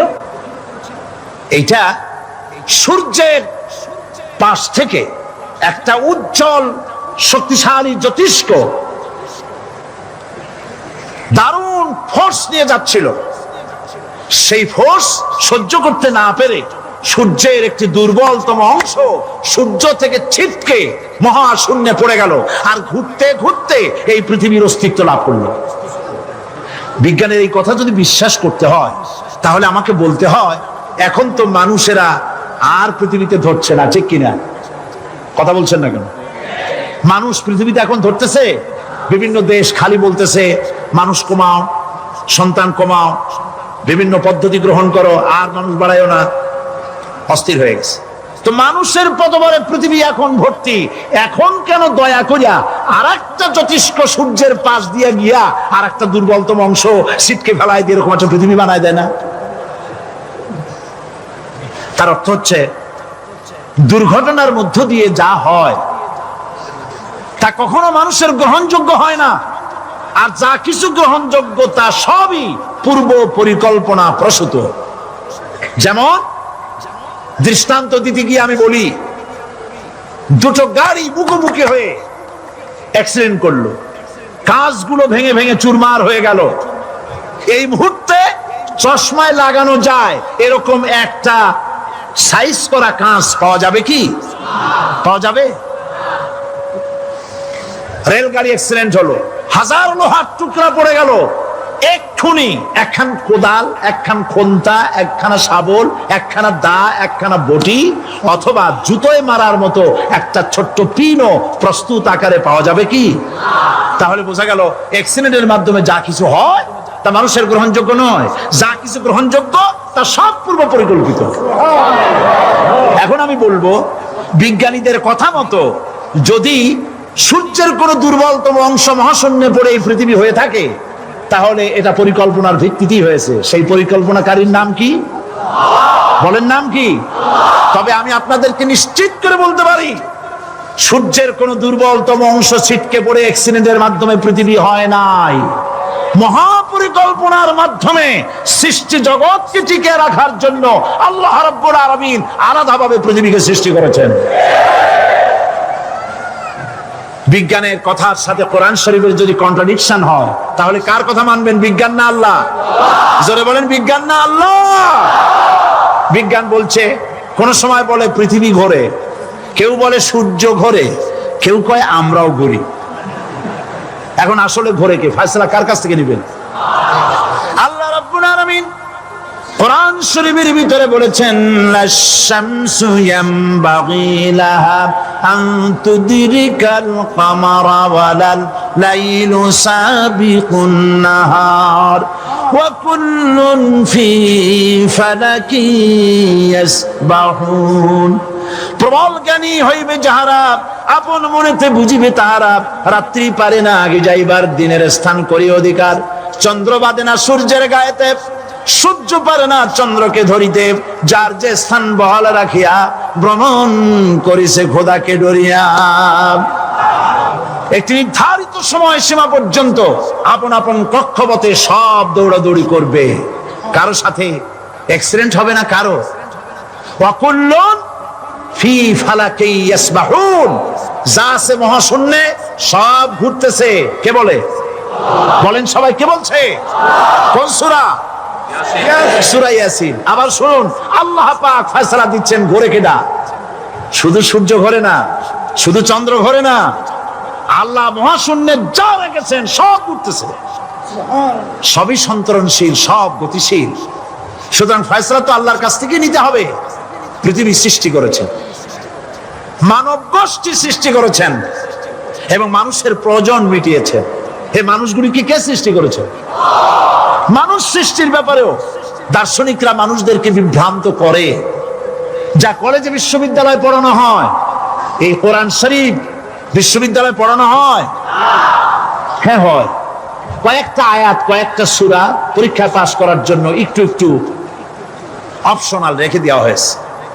বর্তমান যে শিক্ষা কমিশন, শামসুল হক শিক্ষা কমিশন রিপোর্ট মন্ত্রী পরিষদে অনুমোদন করেছে বর্তমান সরকার। এই শিক্ষানীতিতে বলা হয়েছে ক্লাস 1 থেকে নিয়ে ক্লাস 5 পর্যন্ত ধর্মীয় শিক্ষা দিতে দেওয়া হবে না। তাহলে ক্লাস 5 পর্যন্ত যদি ধর্মীয় শিক্ষা না থাকে, তাহলে ক্লাস 6-7-এ ওঠার পর আলিফ জাওরা বাজাবরবা আনাকুম জানাকুম ছেলেরা পড়বে, মেয়েরা পড়বে? আসল উদ্দেশ্য হলো ইসলাম থেকে জাতিকে দূরে সরাবার জন্য ষড়যন্ত্র। এই সরকারের প্রণীত শিক্ষানীতি আমরা মানি না। আপনারা মানেন? যেই মাদ্রাসা মানুষের চরিত্র সৃষ্টি করে, বর্তমান সরকার সেই মাদ্রাসাগুলি একটা একটা করে ধ্বংস করার পরিকল্পনা গ্রহণ করেছে। সুতরাং আসল শিক্ষা হলো কোরআনের কাছে। আসল শিক্ষা কোথায়? কোরআনের কাছে। কোরআন যদি শিখানো হতো, কোরআন যদি শিখানো হতো কলেজে বিশ্ববিদ্যালয়, তাহলে গতকাল চট্টগ্রাম বিশ্ববিদ্যালয় থেকে যেসব ছেলেরা বিশ্ববিদ্যালয় কর্তৃপক্ষ কর্তৃক বরাদ্দকৃত, হাইজ্যাক করা নয়, বরাদ্দকৃত 4খানা বাস দিয়ে কোরআন শুনতে আসতে চেয়েছিল, বর্তমান সরকারের তথাকথিত সোনার ছেলেরা আসতে দিল না। কোরআন যদি তারা পড়তো, তাহলে কোরআন শরীফ শুনতে তারাও আসতো। কপাল পড়া। জোরে বলেন কি? আরো জোরে বলেন কি? কপাল পড়া। সব ভালো লাগে, কোরআন ভালো লাগে না। এদেরকে শিখানো হয়েছে, আরে তোমরা তো মানুষ না। বলে আমরা কি? তো তোমাদের ডারউইন বাবাজি বলে নাই, শোনো নাই? কি পড়ো টড়ো তোমরা, বুদ্ধি শুদ্ধি রাখো না। ডারউইন বলেছে, থিওরি অফ ইভলিউশনের মধ্যে বলেছেন মানুষ মানুষ না। বলে কি? মানুষ হলো বান্দর। কপাল পোড়া। কি কপালে লেখা থাকে? কাজে কামে প্রকাশ হয়ে যায়। ডারউইন বলল মানুষ মানুষ না। আল ফ্রয়েড বললেন মানুষ হলো মানুষই ঠিক, তবে মানুষ হলো সেক্স সর্বস্ব জীব। সেক্স সমস্যার সমাধান করলে মানুষের সব সমস্যার সমাধান হয়ে যাবে। কার্ল মার্কস বললেন মানুষ হলো পেট সর্বস্ব জীব, পেট সমস্যার সমাধান করে দিলে সব সমস্যা শেষ। আর ডারউইন বললেন মানুষ মানুষই না, মানুষ কি? বলে বান্দর। ওরাং ওটাং শিম্পাজি আর ব্যাং থেকে মানুষের উৎপত্তি হয়েছে। আমি যখন জীবনের প্রথম শিম্পাজি দেখলাম, ওরাং ওটাং দেখলাম, তখন আমি মনে করেছি যে ডারউইন খামোখা ভুল করে নাই। এইটা দেখেই ও মনে করেছে যে এই হচ্ছে আমার মাতামহের গোষ্ঠী, এ হলো পিতামহের গোষ্ঠী। আপনারা একটু মাথা কাটায় চিন্তা করেন, মানুষ যদি বান্দর থেকে হবে, আজও বানর ফরেস্ট এরিয়া আছে কিনা বাংলাদেশে? চিল্লায় বলেন আছে কিনা? তো মানুষ যদি বান্দর থেকেই হবে, আপনারা কি কোনোদিন দেখেছেন যে একটা বান্দরের কোমর পর্যন্ত মানুষের মতো হয়ে সারছে? আর কিছুদিন গেলেই পুরো মানুষ হয়ে যাবে। গলা পর্যন্ত মানুষের মতো হয়ে গেছে, আর কদিন গেলেই মানুষ হয়ে যাবে। দেখছেন কখনো? আচ্ছা আপনারা বলেন, পাবদা মাছ আপনারা চট্টগ্রামে কি বলেন? পাবদাই বলেন। পাবদা মাছ দেখতে কি মাছের মতো লাগে? বোয়াল মাছের মতো। কোন পাগলে কি বলছে কথা যে বোয়ালের পূর্বপুরুষ পাবদা? পাবদাগুলি পুটি টুটি খাইয়ে খাইয়ে আস্তে আস্তে বোয়াল হয়ে গেছে, এ কথা কেউ বলে? আচ্ছা শোলের যে ছোট সাইজ, শোল মাছ, গজাল মাছ, এর যে ছোট্ট সাইজ ভর্তা করে খায়, শুটকি বানায় খায়, ওগুলোর কি বলে? টাকি মাছ। এই টাকি মাছ দেখতে শোল মাছের মতো। কেউ পাগলকে আজ পর্যন্ত বলেছে যে শোল মাছের পূর্বপুরুষ টাকি, টাকিগুলা সারমার খাইয়া আস্তে আস্তে শোলে পরিণত হয়ে গেছে? কেউ বলেছে কখনো? ডারউইন কয় বোতল খাইয়েছে এই মতবাদ লিখছে আল্লাহই ভালো জানে। যে বান্দরের থেকে মানুষ আবিষ্কার হয়েছে, নাউজুবিল্লাহ। এগুলি পড়ানো হয় কলেজে বিশ্ববিদ্যালয়, তাই আমাদের সোনার ছেলেরা বান্দরামি করে। ওদের যদি পড়ানো হইতো তোমরা বান্দরের গোষ্ঠী নও, তোমরা মানুষ। মর্যাদা কার বেশি, বান্দরের না মানুষের? এ পৃথিবীর প্রথম মানুষকে আদম আলাইহিস সালাম। আদম হইছেন কি দিয়ে? মাটি দিয়ে। আল্লাহ রাব্বুল আলামিন যিনি মানুষ সৃষ্টি করেছেন, তিনি কোরআন শরীফের ভিতরে বলে দিয়েছেন, আমি প্রথমেই বলেছি, আপনারা লক্ষ্য করুন, এই কোরআন তাবিজের কিতাব নয়, এই কোরআন তদবিরের কিতাব নয়, ঝাড়ফুঁকের কিতাব নয়।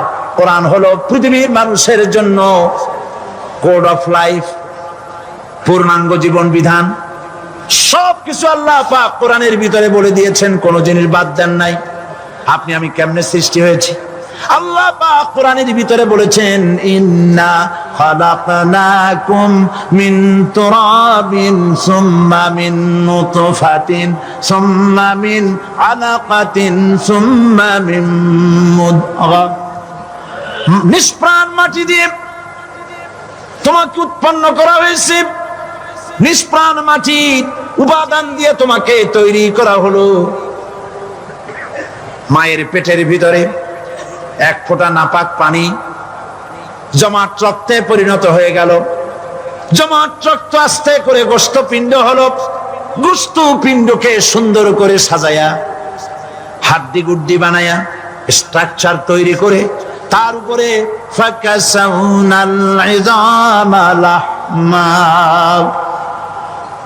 চামড়া দিয়ে গোস্ত দিয়া সাজায়া সুন্দর করে বানালাম। আল্লাহর পরিচয় শুনুন, আল্লাহ আমার কেমন আল্লাহ। মায়ের পেটের ভিতরে সন্তান বানায়া এরপরে যখন রূহ দেওয়া হয়েছে, ক্ষুধা লেগেছে, খাবারের প্রয়োজন হয়েছে, আল্লাহ রাব্বুল আলামিন ওই কচি বান্দা মায়ের পেটে বসে কি খাবে সেজন্য তার মা চিন্তা করে নাই, বাবা চিন্তা করে নাই, সরকার চিন্তা করে নাই। আল্লাহ রাব্বুল আলামিন মায়ের মাসিক অসুখকে বন্ধ করে দিয়ে সন্তানের নাভির সাথে আর মায়ের নাভির সাথে তার লাগায়া, পাইপ লাগায়া মায়ের মাসিক অসুখের রক্তগুলি দিয়ে সন্তানকে বড় বানালেন।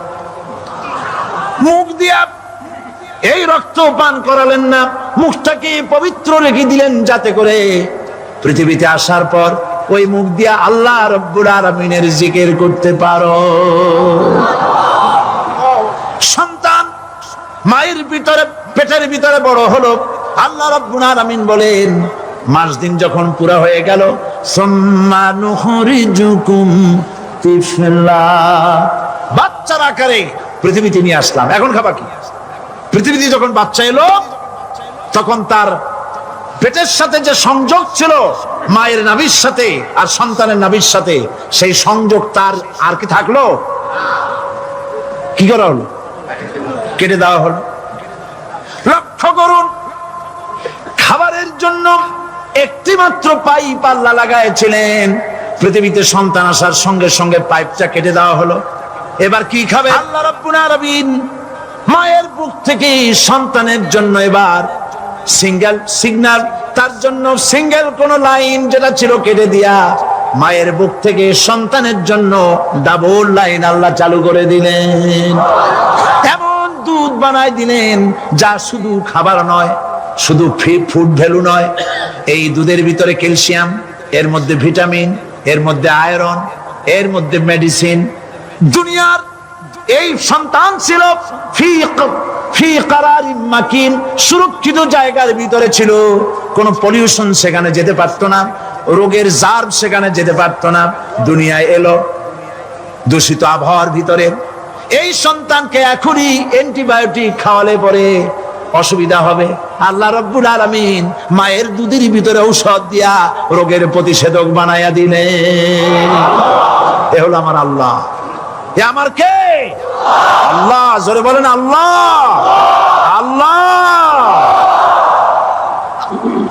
আল্লাহ রাব্বুল আলামিন মায়ের দুধ দিয়ে সন্তানকে বড় করলেন আর শোনায় দিলেন, খবরদার এই মায়ের সাথে, এই বাপের সাথে নাফরমানি করবি না। মা বাপের জন্য আমার কাছে দোয়া করবে, রব্বির হামহুমা কামা রাব্বায়ানি সগীরা। সবাই পড়েন আমার সাথে, রব্বির হামহুমা কামা রাব্বায়ানি সগীরা। আল্লাহ পাক শিখাই দিলেন বান্দারে আমার কাছে দোয়া করায়, আল্লাহ আমার মা বাপ আমাকে ছোটবেলায় যেভাবে স্নেহের কোলে লালন পালন করেছে, এইভাবে আমার মা বাপ তোমার রহমতের কোলে লালন পালন করো। মনে থাকবে ভাইরা? বলেন মনে থাকবে? প্রত্যেক নামাজের পরে মা বাবার জন্য দোয়া করবেন, বেঁচে থাকুক আর মরে যাক, দোয়া করবেনই। মনে থাকবে? রব্বির হামহুমা কামা রাব্বায়ানি সগীরা। আমার পরে রব্বিরহামহুমা কামা রাব্বায়ানি সগীরা। আল্লাহ পাক মায়ের মর্যাদা এত বাড়াইছেন। সাহাবী প্রশ্ন করেছে, ইয়া রাসূলুল্লাহ, খেদমত করব কার? হুজুর বলেন, তোমার মায়ের। তারপরে কার? তোমার মায়ের। তারপরে কার? তোমার মায়ের। তারপরে কার? তোমার পিতার। বাপের চাইতে মায়ের মর্যাদা আল্লাহ 3 গুণ বাড়াইয়া দিলেন, 3 গুণ বৃদ্ধি করে দিলেন। হাদিস শরীফে এসেছে, হযরত আবী হুরায়রা রাদিয়াল্লাহু তাআলা আনহু রাসূলের কাছে এসে রাতের বেলায় কাঁদতেছিলেন। হুজুর প্রশ্ন করলেন, আবু হুরায়রা কাঁদো কেন? হযরত আবু হুরায়রা বলছেন, হুজুর মা আমাকে মেরেছে। তিনি প্রশ্ন করলেন, আচ্ছা মা তোমারে মারলো কেন? তুমি কি কোনো বেয়াদবি করছো? তিনি বললেন না। তবে মারলো কেন? হযরত আবু হুরায়রা বলেন, ইয়া রাসূলুল্লাহ, আপনার খেদমত থেকে বাড়ি ফিরতে আমার দেরি হয়ে গিয়েছিল। গভীর রাত্রে যখন বাড়ি গেছি, মা আমাকে প্রশ্ন করলেন, বাবা দেরি হলো কেন, কোথায় ছিলি? তাম পৃথিবীর মানুষ যেই কদম মোবারক চুমু দিতে পারলে ধন্য হয়ে যায়, সেই আখিরি জামানার পয়গম্বর নবী মুহাম্মদ রাসূলুল্লাহ সাল্লাল্লাহু আলাইহি সাল্লামের দরবার থেকে আসতে আমার দেরি হয়ে গেছে। ইয়া রাসূলুল্লাহ, আমার মা আপনার নাম শুনে তার গা জ্বলে উঠলো। তিনি কাফের, মুশরিকা। আপনার নাম শুনে অগ্নি শর্মা হয়ে আমাকে ধরে পিটানো আরম্ভ করলেন আর বললেন, আবু হুরায়রা, হয় মুহাম্মদ সাল্লাল্লাহু আলাইহি সাল্লামের বাড়ি ছাড়বি, নইলে আমার বাড়ি ছাড়বি, কি করবি বল? মার খেতে খেতে আমি বললাম, মা তোমার গায়ে যত শক্তি আছে আমারে মারো, তোমার বাড়ি শুদ্ধ, তামাম দুনিয়াটা ছেড়ে দিতে পারি, মুহাম্মদ রাসূলুল্লাহর কদম মোবারক ছেড়ে দিতে পারি না। হুজুর আমার মা গলা ধাক্কা মেরে আমাকে বের করে দিয়েছেন। হুজুর বলছেন, আবু হুরায়রা, মা তোমাকে মেরেছে আর আমার কাছে নালিশ করছো? আমি তোমার মায়ের কোনো বিচার করতে পারবো না।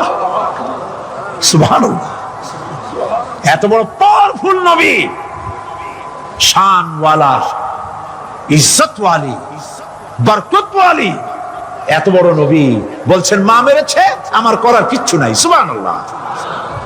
তোমার মা মুশরিকা হোক আর যাই হোক, তোমার মা। সুবহানাল্লাহ বলেন।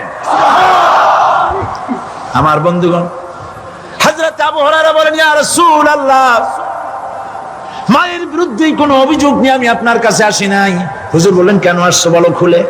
আবু হুরায়রা বলেন, হুজুর আমি জানি আপনি আল্লাহর দরবারে যদি কোনো ব্যাপারে হাত তোলেন আল্লাহ মঞ্জুর করে ফেলেন।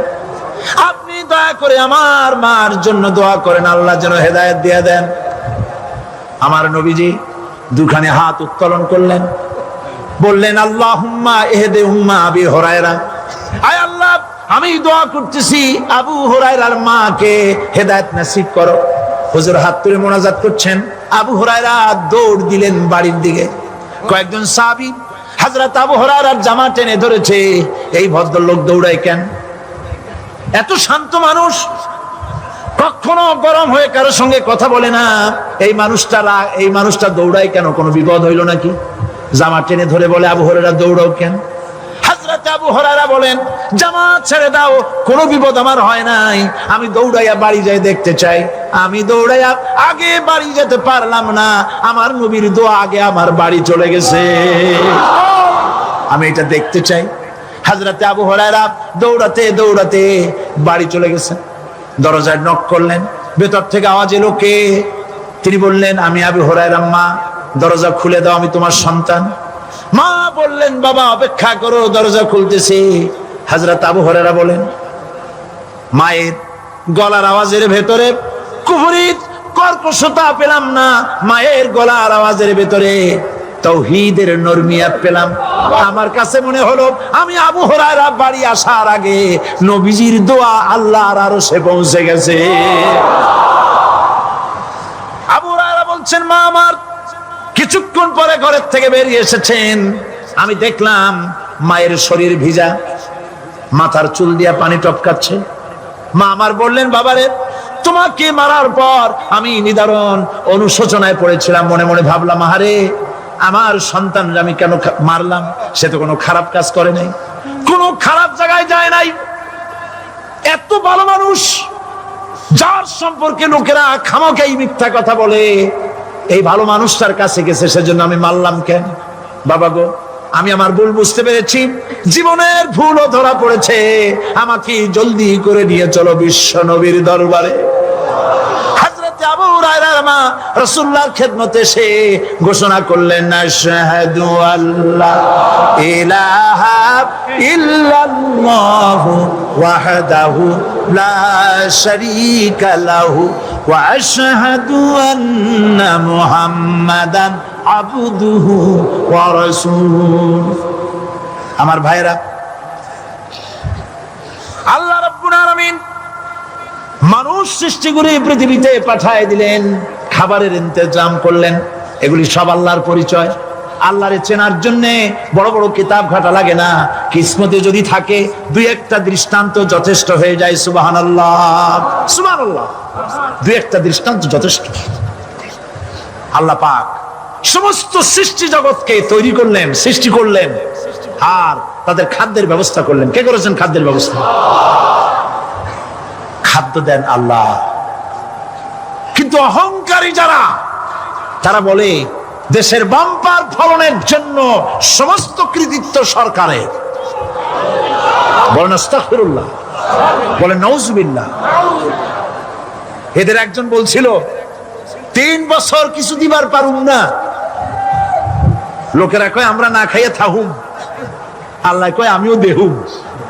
কদ্দুর পারো না খাইয়ে থাকতে। ফসল কে দেন? জোরে বলেন কে দেন? বাম্পার ফসলের ফলনের দাবি সরকার করতে পারে না, এটা কুফরি, এটা শিরক। জমিনের ফসল কে দেন? আকাশের বৃষ্টি কার? পানি কার? সার কার? সব আল্লাহ পাক। আল্লাহ পাক কোরআন শরীফে বলেছেন, لئن شكرتم لأزيدنكم ولئن كفرتم إن عذابي لشديد। আমার নিয়ামতের শুকর যদি আদায় করো বাড়ায় দেব, আর যদি কৃতজ্ঞ হও শুকরিয়া আদায় না করো মস্ত বড় শাস্তি দেব। ফসল দেই আমি, আর শুকরিয়া আদায় করো তোমার বাজানে। ঠিক কিনা? শুকরিয়া আদায় করে কার? বাজানে। লোকের, একটি মানুষের যেই প্রশংসা এই সরকার করলো, বিগত 4.5 বছর ধরে একটা মানুষের যত জিকির করলো, প্রশংসা করলো, ছবি টানাইলো, যদি এতটা জিকির এতটা স্মরণ আল্লাহ রাব্বুল আলামিনের করতো, ওদের জন্য আল্লাহর জান্নাতের দরজা খোলা হয়ে যেত। প্রশংসা করবে কার? চিল্লায় বলুন, আল্লাহ পাকের প্রশংসা করো। খেতে দেওয়ার মালিক তিনি। আল্লাহ পাক বলছেন, আল্লাহকে, তার পরিচয় আল্লাহ তুলে ধরেছেন, ওয়ামা মিন দাব্বাতিন ফিল আরদি ইল্লা আলাল্লাহি রিজকুহা। এই পৃথিবীর ভিতরে এমন কোন বিচরণশীল জীব নাই যার রিস্কের দায়িত্ব আমি আল্লাহ গ্রহণ করি নাই। সুবহানাল্লাহ বলবেন না? রিস্কের দায়িত্ব কার হাতে? আচ্ছা দেখুন তো, পৃথিবীর সমস্ত সরকারের কাছে বিভিন্ন মন্ত্রণালয় আছে না? খাদ্য মন্ত্রণালয় বলে কোন মন্ত্রণালয় আছে কিনা? আছে। খালি কয় খামু আর খামু। খাদ্য মন্ত্রণালয় আছে, থাকার পরেও মানুষ না খাইয়া মরে। ঠিক কিনা? এবার একটু তাকান তো, জ্ঞানের চক্ষু দিয়া তাকান। ফরেস্ট এরিয়া, বাঘ আছে কিনা? নাই। সিংহ আছে কিনা? গন্ডার আছে কিনা? হাতি আছে কিনা? বিশাল বিশাল প্রাণী আছে কিনা? জঙ্গলে ছোট্ট প্রাণী থেকে, পোকা থেকে শুরু করে গন্ডার পর্যন্ত, টুনটুনি পাখি দিয়ে শুরু করে ঈগল পাখি পর্যন্ত, নদীর ভিতরে ছোট্ট চুনু পুঁটি থেকে শুরু করে তিমি মাছ পর্যন্ত। প্রাণী তত্ত্ববিদরা বলেছেন, সমুদ্রের ভিতরে এমন এমন বড় বড় তিমি আছে যে একটা তিমির ওজন 5000 টন পর্যন্ত হয়ে যায়। 5000 টন তিমিটার ওজন। এর যখন বাচ্চা হয়, তখন বাচ্চার দৈনিক দুধ লাগে 50 থেকে 60 মণ পর্যন্ত। কে ব্যবস্থা করে? রুহান মান ফেরেশতা। তো ওর মা যেমন বাচ্চা তো সেরকম হবে, ঠিক কিনা? কে দেয় খাবার? এবার দেখেন তো আপনার দেশের এই জঙ্গলে কত হাতি আছে। হাতিরা মিছিল করে আসছে যে আল্লাহ আমাদের এখন আর খাইতে টাইতে দিতে পারে না, বাংলাদেশের গভর্নমেন্ট কিছু দাও। আসছে না, খাইয়া ক্ষুধার জ্বালায় হাতি মরেছে, বাঘ মরেছে, সিংহ মরেছে, এর কোন দৃষ্টান্ত আছে? ক্ষুধার জ্বালায় আকাশের উড়ন্ত পাখিরা ছটফট করে মারা গেছে, দৃষ্টান্ত আছে? নদীর মাছেরা ক্ষুধার জ্বালায় ভেসে উঠেছে, না খাইয়া মরে গেছে, দৃষ্টান্ত আছে? মহান আল্লাহ রাব্বুল আলামিন কোরআন শরীফের ভিতরে বলেছেন অনেক প্রাণী এমন আছে যারা তাদের খাদ্যকে সঞ্চয় করে না, খাদ্যকে জমা করে না, আহরণ করে না। সকাল বেলায় একটা খাবার খেলো, দুপুরে কি খাবে তার জানা নাই। শকুন পৃথিবীর মাঝি থেকে 3 মাইল উপরে ওড়ে, তার চোখকে আল্লাহ পাক এত তীক্ষ্ণ বানিয়ে দিয়েছেন, এই চট্টগ্রামের কোথায় মরা গরু আছে 3 মাইল উপর দিয়ে দেখতে পায়? সুবহানাল্লাহ বলতে ইচ্ছে করে না। এই প্রাণীগুলি খাবারগুলি কোন গভর্নমেন্ট জোগাড় করে রাখে নাই। আল্লাহ পাক বলেন সবার খাবার আমি দেই। সকাল বেলায় সমস্ত প্রাণীগুলি, মহাশূন্যে পাখি, পানির ভিতরে মৎস্যরাজি, জঙ্গলের ভিতরে হিংস্র প্রাণী, পোকামাকড় থেকে শুরু করে সবগুলো খালি পেটে সব বেরিয়ে যায়, কারো কোনো খাবারের মজুদ নাই। সন্ধ্যা হতে না হতে সমস্ত প্রাণীগুলির পেট ভরাইয়া আমি আবার যার যার ঘরে বিরায় দেই। ওয়ামা মিন দাব্বাতিন ফিল আরদি ইল্লা আলাল্লাহি রিজকুহা। সমস্ত প্রাণীর রিজকের দায়িত্ব আমি আল্লাহর হাতে। কে দেয় রিজক? জোরে বলুন, কে দেন? আল্লাহ পাক। কি খাবেন সব আল্লাহ জোগাড় করে দিয়েছেন। তরি তরকারি জোগাড় করেছেন, মাছ জোগাড় করেছেন, চাউল দিয়েছেন, খাবার দিয়েছেন, গোশত দিয়েছেন, সব দিয়ে দিয়েছেন। আল্লাহ রাব্বুল আলামিন সমস্ত জিনিস দিয়ে মানুষকে আল্লাহ পাক তার জন্য আল্লাহ সব করেছেন। খালাকালাকুম মা ফিল আরদি জামিআ। এই পৃথিবীতে যা তৈরি করেছে সব তোমার জন্য। এ হচ্ছে আমার আল্লাহ, এ হচ্ছে আমার কে? আল্লাহ। সে আল্লাহ পাক বলছেন, আল্লাহর পরিচয় তিনি স্রষ্টা, তিনি রিজেক দাতা। এবার আইনদাতা কে? আইনদাতা কে? আরো জোরে বলুন। আইনদাতা আল্লাহ হচ্ছে আল্লাহর পরিচয়। ইনিল হুকমু ইল্লা লিল্লাহ আলা লাহুল খালকু ওয়াল আমর। সৃষ্টি যার, আইন চলবে তার। আমার দেশে আল্লাহর আইন চলছে? আমাদের দেশের কল কারখানা, ক্ষেত খামার, অফিস আদালত আল্লাহর আইন অনুযায়ী চলে? চলে না। বরং আল্লাহর আইনকে মুছে ফেলার জন্য, নিজেদের আইন সৃষ্টি করার জন্য প্রচেষ্টা চালানো হচ্ছে। আল্লাহর আইন মানুষের জন্য সব থেকে বেশি উপযোগী, কারণ সৃষ্টি করেছেন কে? বলেন, কে করেছেন? আল্লাহ। প্রত্যেকটি মেশিন আপনি যা কিনবেন, রেডিও হোক, টিভি হোক, যে কোনো যন্ত্র হোক, গাড়ি হোক, তার সাথে একটা লিটারেচার, একটা বই তার সঙ্গে দিয়ে দেওয়া হয়। ওই বইয়ের মধ্যে লেখা থাকে এটা কিভাবে চালানো হবে, অপারেট করা হবে, তার সিস্টেম লেখা থাকে। আপনার ইচ্ছা মতো চালাইলে হবে না। এই মানব গোষ্ঠীকে সৃষ্টি করেছেন। এখন আপনি যদি আপনার আইন মতো চালান, তা কি চলবে? চলবে না। আপনি আপনার আইন মতো চালাচ্ছেন, ভালোভাবে চলতেছে? চলতেছে না। স্বরাষ্ট্রমন্ত্রী বলতেছেন সন্ত্রাসীদেরকে মাটির তলা থেকে খুঁজে বের করা হবে, কিন্তু নাকের উপর দিয়ে ব্রিফকেস চুরি হয়ে যায়, উনি তা ধরতে পারেন না। এই হলো আইন। অনাবরত খুন হচ্ছে, অনাবরত সন্ত্রাসী তৎপরতা চলছে। আর ওনারা বলছেন আগের থেকে গুলি চলে আসছে, একজনের খুনের বিচার না হইলে এরকম খুন তো হইতেই থাকবে। তাহলে খুনকে, হত্যাকে, সন্ত্রাসকে সরকার জাস্টিফাইড করছেন। নাউজুবিল্লাহি মিন যালিক। এই জন্য আইন হতে হবে আল্লাহর। আইন হতে হবে কার? চিল্লায় বলেন, আল্লাহ পাকের আইন হতে হবে। আমি একদিন পার্লামেন্টে বলেছিলাম, আমার দেশের নেতা নেত্রীরা বারবার হজ করতে যান, উমরা করতে যান, সেখান থেকে আসার সময় কি আনেন? আতর, পাথর, সুরমা আর ফুরমা, এই কিছু নিয়ে আসলেন। কিন্তু আমি বলেছি, আপনারা কি কিছু চোখে দেখেন না? পার্লামেন্টে এইভাবে বক্তৃতা করেছে, কিছু চোখে দেখেন না? আমি প্রশ্ন করে আমি আবার জবাব দিচ্ছি, আপনারা যারা হজ করতে যান, উমরা করতে যান, হজের কথাই ধরি, এই হজ করতে যখন যান তখন মুজদালিফায় একটা রাত কাটাইতে হয়। সেটা কোন দিন? ইয়াউমে আরাফার পরের দিন। এই মাঠে দালান কোঠা আছে, এখানে বেড়া আছে, শামিয়ানা আছে, পর্দা আছে, তাবু আছে, কিচ্ছু নাই। লক্ষ লক্ষ নারী আর পুরুষ পাশাপাশি শুয়ে থাকে, তাও সুবহানাল্লাহ কইতে ইচ্ছা করে না। সারা রাত জনে জনে পুলিশ পাহারাদার নাই।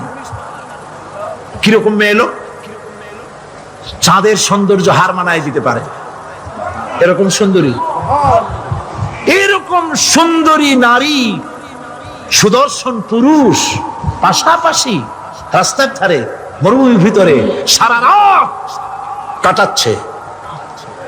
ইয়াউমে আরাফার পরের রাতটা একটা রাত পুরা। এভাবে চলতেছে বছরের পর বছর, শতাব্দীর পর শতাব্দী, সহস্রাব্দীর পরে সহস্রাব্দী। আমি প্রশ্ন করি, পৃথিবীর ইতিহাসে কেউ কি এমন কথা বলতে পেরেছে, লিখতে পেরেছে যে মুজদালিফার রাতে সেখান থেকে 10টা নারী হাইজ্যাক হয়েছে, 5টা নারী লাঞ্ছিত হয়েছে? বলতে পারবে? গভীর রাত্রে পুরুষ সঙ্গী ছাড়া সুন্দরী রমণী, যুবতী রমণী একাকিনী নিজের ঘর ছেড়ে আল্লাহর ঘরে তাওয়াফ করতে আসে। তাওয়াফ সেরে তাহাজ্জুদের নামাজ পড়ে আল্লাহর কাছে মোনাজাত করে একা একা হাজার হাজার লাখো পুরুষের ভিতর থেকে আপন ঘরে ফিরে যায়। কারো বাবার হিম্মত নাই একবার তাকায় এসে তো রূপ উপভোগ করার জন্য, আবার তাকায়, অথবা তার আঁচল ধরে টান মারে। আছে ইতিহাস? কথা কন না কেন? সুন্দরী একটা মাইয়া মক্কা থেকে মদিনা থেকে পাওয়া যায় না, 15 দিন হয়ে গেছে। হয়েছে কখনো? এবার জবাব দেন, কেন হয় না? কেন হয় না? আমার দেশের মেয়েরা রাস্তা দিয়ে হাঁটতে পারে না। হাই স্কুল মেয়েদের, হাই স্কুল মেয়েদের কলেজ যখন ছুটি হয়, তথাকথিত সোনার ছেলেরা গেটের সামনে এতিমের মতো কাড়ায় থাকে। অনবরত হাইজ্যাক হচ্ছে, ধর্ষণের সেঞ্চুরি হচ্ছে। আর ওখানে হয় না কেন? ওখানে হয় না এই কারণে, এই কোরআনের আইন আল্লাহ রাব্বুল আলামিন যে আইন দিয়েছেন, ওখানে আইন বলবৎ আছে। আছে নাকি? আছে কিনা? কোন পুরুষ কোন নারীকে ধর্ষণ করেছে যদি প্রমাণিত হয়, সে যদি ফাহাদের ছেলে হয় আর ফাহাদের মেয়ে হয়, কোরআনের শাস্তি হলো পাথর মেরে উড়াইয়া দাও। তাকে জানিয়ে দেওয়া হবে রেডিও টিভির মাধ্যমে, জিনাকারের ব্যভিচারীর শাস্তি হবে। চতুর্দিকে হাজারো লোকেরা দাঁড়াবে, হাতে পাথর নিয়ে পাথর মেরে তাকে তার গোশত হাড্ডি বাতাসের সাথে উড়ায় দেবে। একজন মানুষ আর একজন মানুষকে খুন করলো, এই আসামি ধরা পড়ে গেল, কোরআনের শাস্তি হলো যখন ধরা পড়বে প্রমাণিত হবে যেমন ভাবে হত্যা করেছে পরেও হত্যা করো।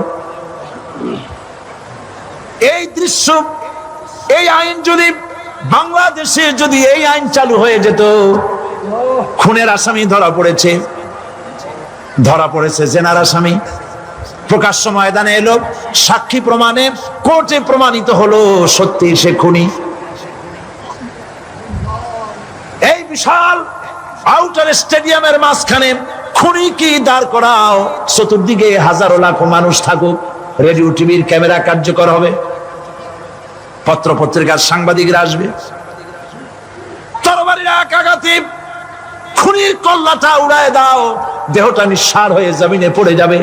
এই দৃশ্য যারা দেখবে সচক্ষে, রেডিওতে, পত্রপত্রিকায়, আর 1 বছরের ভেতরে খুন করার হিম্মত কারো কলিজায় উঠবে? জেনাকারের পাথর মেরে উড়িয়ে দেওয়ার শাস্তি যদি চোখে কেউ দেখে, জেনা করার পুলক আর জাগবে? এটা নাম আল্লাহর আইন। এই আইন কার? এই আইন কার? এই আইন যতদিন পর্যন্ত বাংলার মানুষের, মুসলমানদের উপরে কার্যকরী না হচ্ছে, এই দেশে কার্যকরী না হবে, ততদিন পর্যন্ত হত্যা, ধর্ষণ, খুন বন্ধ হবে না। বন্ধ হবে। সুতরাং এই আইন হচ্ছে কার? আরো জোরে বলে, আল্লাহ রাব্বুল আলামিন। মহান আল্লাহ রাব্বুল আলামিনের এই আইন অনুযায়ী যদি দেশ চলে, মানুষ শান্তি পাবে, চুরি বন্ধ হবে, ডাকাতি বন্ধ হবে, জেনা বন্ধ হবে, হত্যা, ধর্ষণ বন্ধ হয়ে যাবে। নবীজি এমন একটি আইন চালু করে দিয়ে, কোরআনের বিধান চালু করে দিয়ে এমন একটা সমাজ চালু করেছিলেন, যেই সমাজ সম্পর্কে হুজুর নিজে বলেছেন, খায়রুল কুরুনে কারনি, সর্বশ্রেষ্ঠ যুগ হলো কার যুগ? আমার যুগ। সুবহানাল্লাহ বলেন। রাসূলের যুগ হলো সর্বশ্রেষ্ঠ যুগ। সেই কোরআন, সেই হাদিস আজও আছে না নাই? বলেন জোরে, আজও আছে না নাই? সেই কোরআন এবং সুন্নাহ দিয়ে দেশ শাসন হোক, এটা কি আমরা চাই? কারা কারা চাই? দু হাত উঁচু করে দেখা।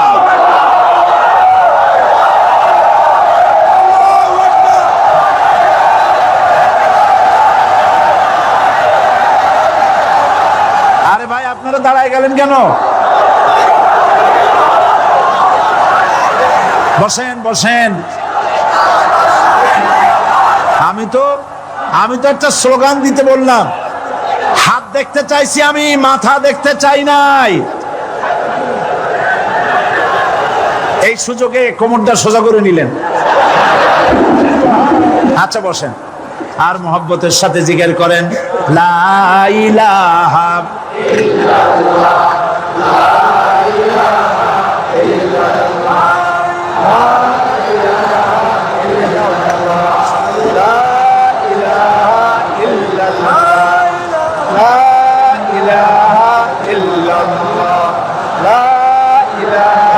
ইল্লাল্লাহ, জোরে সরে সবাই জিকির করেন, লা ইলাহা ইল্লাল্লাহ, লা ইলাহা ইল্লাল্লাহ, লা ইলাহা ইল্লাল্লাহ, লা ইলাহা ইল্লাল্লাহু মুহাম্মাদুর রাসূলুল্লাহ।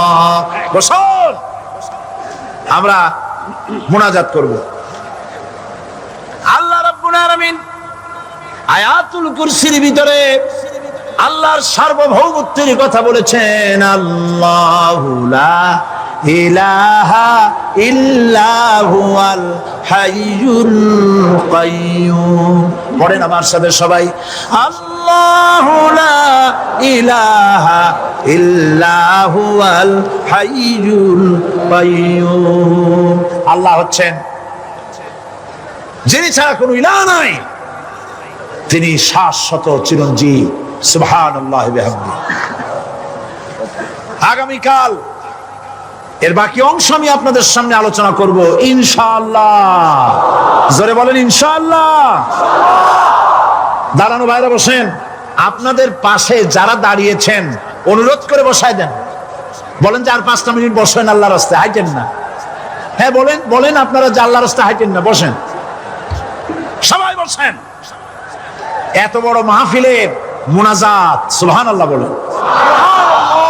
চট্টগ্রামের ইতিহাসের শ্রেষ্ঠ মাহফিল, চিল্লায় বলেন সুবহানাল্লাহ। গোটা বিশ্বের কোরআনের শ্রেষ্ঠ মাহফিল, বলেন সুবহানাল্লাহ। যারা বলেন আলহামদুলিল্লাহ। আগামীকাল এই মাহফিলের আখেরি মুনাজাত হবে ইনশাআল্লাহ। বলেন ইনশাআল্লাহ। আমি আন্তরিকভাবে দুঃখিত, প্রতি বছর আমার মা বোনদের জন্য, চট্টগ্রামবাসী আমার মা বোনদের জন্য আলাদাভাবে তাদের প্রশ্নের উত্তর দেই এবং তাদের সামনে কোরআন হাদিসের কথা আলাদাভাবে বলি। এবছর দিন কম হয়ে গেল বলে মহিলারা, মা বোনেরা বঞ্চিতা হয়ে গেলেন। শিশু কিশোরদের জন্য আলাদাভাবে সমাবেশ করা হয়, তাও বঞ্চিত হয়ে গেল। এই বিশাল তাফসীরুল কোরআন মাহফিলের বরকত থেকে চিটাগংবাসীকে যারা বঞ্চিত করলো, আল্লাহ তাদের হেদায়েত নসিব করে দিয়ে। যদি হৃদয় থাকে, যদি হৃদয় বলে কিছু থাকে, বিবেক বলে যদি কিছু থাকে, আর শরীর যদি মুসলমানের পিওর রক্ত থাকে, তাহলে বাড়ি বসে অনুশোচনা করা উচিত, চোখের পানি ফেলানো উচিত ওই সব লোকের যারা এই বরকতপূর্ণ মাহফিলকে বাধা দিয়েছে। আর যাদের কলজের মধ্যে আল্লাহ মোহর মেরে দিয়েছে, এগুলোর তো হেদায়েত হবে না। যাদেরকে আল্লাহ পাক তৈরি করেছেন জাহান্নামের জন্য, ওদের কাছে মাহফিল সহ্যই হবে না। নাউজুবিল্লাহ বলেন। চট্টগ্রামবাসীর জন্য তাফসীরুল কোরআন মাহফিল নিয়ামত। এই নিয়ামত কিয়ামত পর্যন্ত আল্লাহ টিকায় রাখুন, বলি আমিন। আগামীকালের আখেরি মোনাজাতে সমস্ত মুসলমান চতুর্দিক থেকে আল্লাহ পাকের নারা লাগাতে লাগাতে আসবেন। আল্লাহু আকবার, নারায়ে তাকবীর। গোটা চট্টগ্রাম, গোটা চিটাগং শহর আগামীকাল কোরআনের মিছিলের শহর হবে ইনশাআল্লাহ।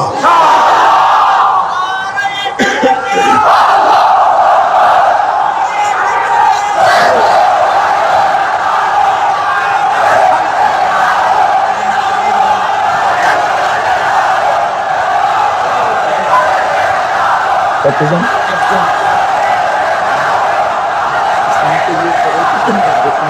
আপনি দিবেন?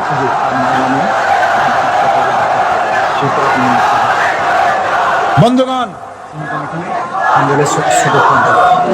আজকে কোরআন শরীফের তাফসীর শুনে ইসলামের প্রতি আকৃষ্ট হয়ে 8 জন অমুসলিম ভাই ইসলাম কবুল করার জন্য এসেছেন।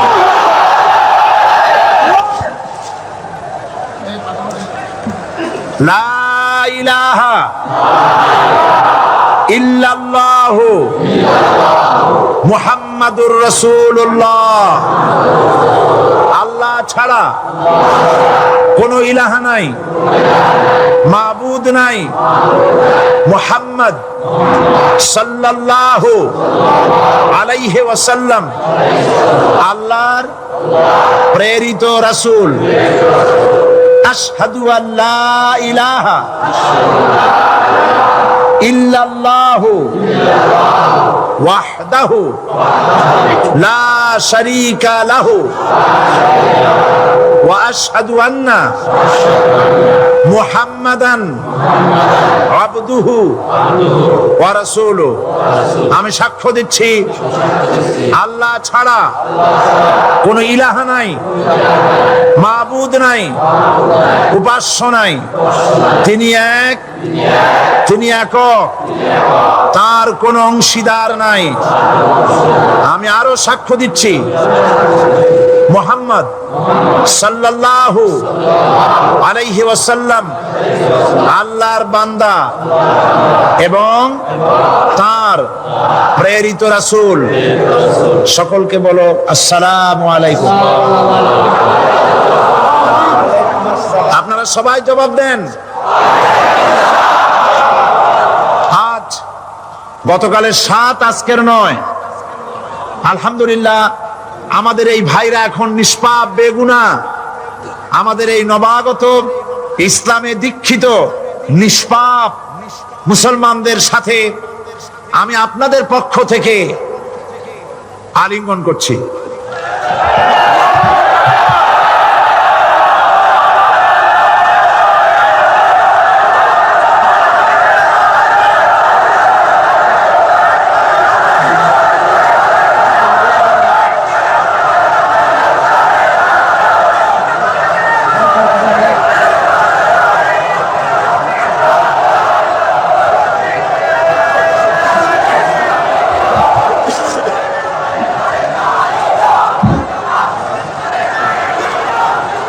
প্রিয় ভাই সব,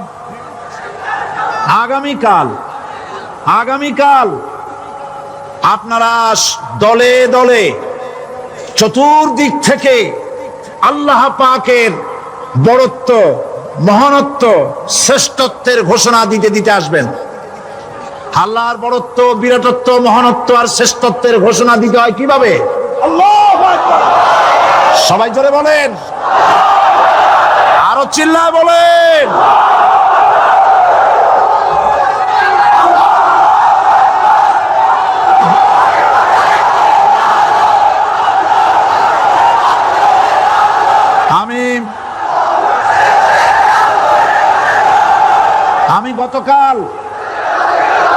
আমি গতকাল এই মাহফিলে পুলিশ প্রশাসনকে অনুরোধ করেছিলাম, আজকের মাগরিবের নামাজের মধ্যে 40 জন নিরপরাধ কোরআন পাগল মুসলমানদেরকে জেল থেকে মুক্তি দেওয়ার জন্য। আপনারা তামসা মনে করবেন না। পুলিশ কমিশনার সাহেব, মুসলমানদের ঈমান নিয়ে, আগুন নিয়ে খেলা করবেন না। রাজশাহী এবং চট্টগ্রাম এক জিনিস নয়। আপনি রাজশাহীকে নির্যাতন করে এসেছেন, আমাদের কাছে সে হিসাব আছে। আপনি চট্টগ্রামের যদি এই মুসলমান ছেড়ে না দেন, আপনার মৃত্যু হবে, পাগল হয়ে মরবে।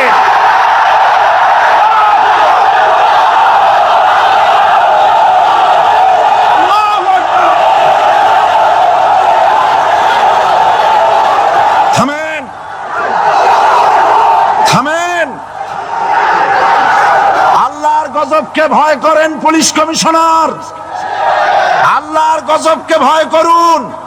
এই লক্ষ লক্ষ জনতা আপনার গজবের মৃত্যু কামনা করে। আপনি যদি কালকের জুমার আগে 40 জন ছেড়ে না দেন, এই মাহফিল থেকে এমন কঠোর কর্মসূচি ঘোষণা করা হবে, গোটা চট্টগ্রাম অচল হয়ে যাবে।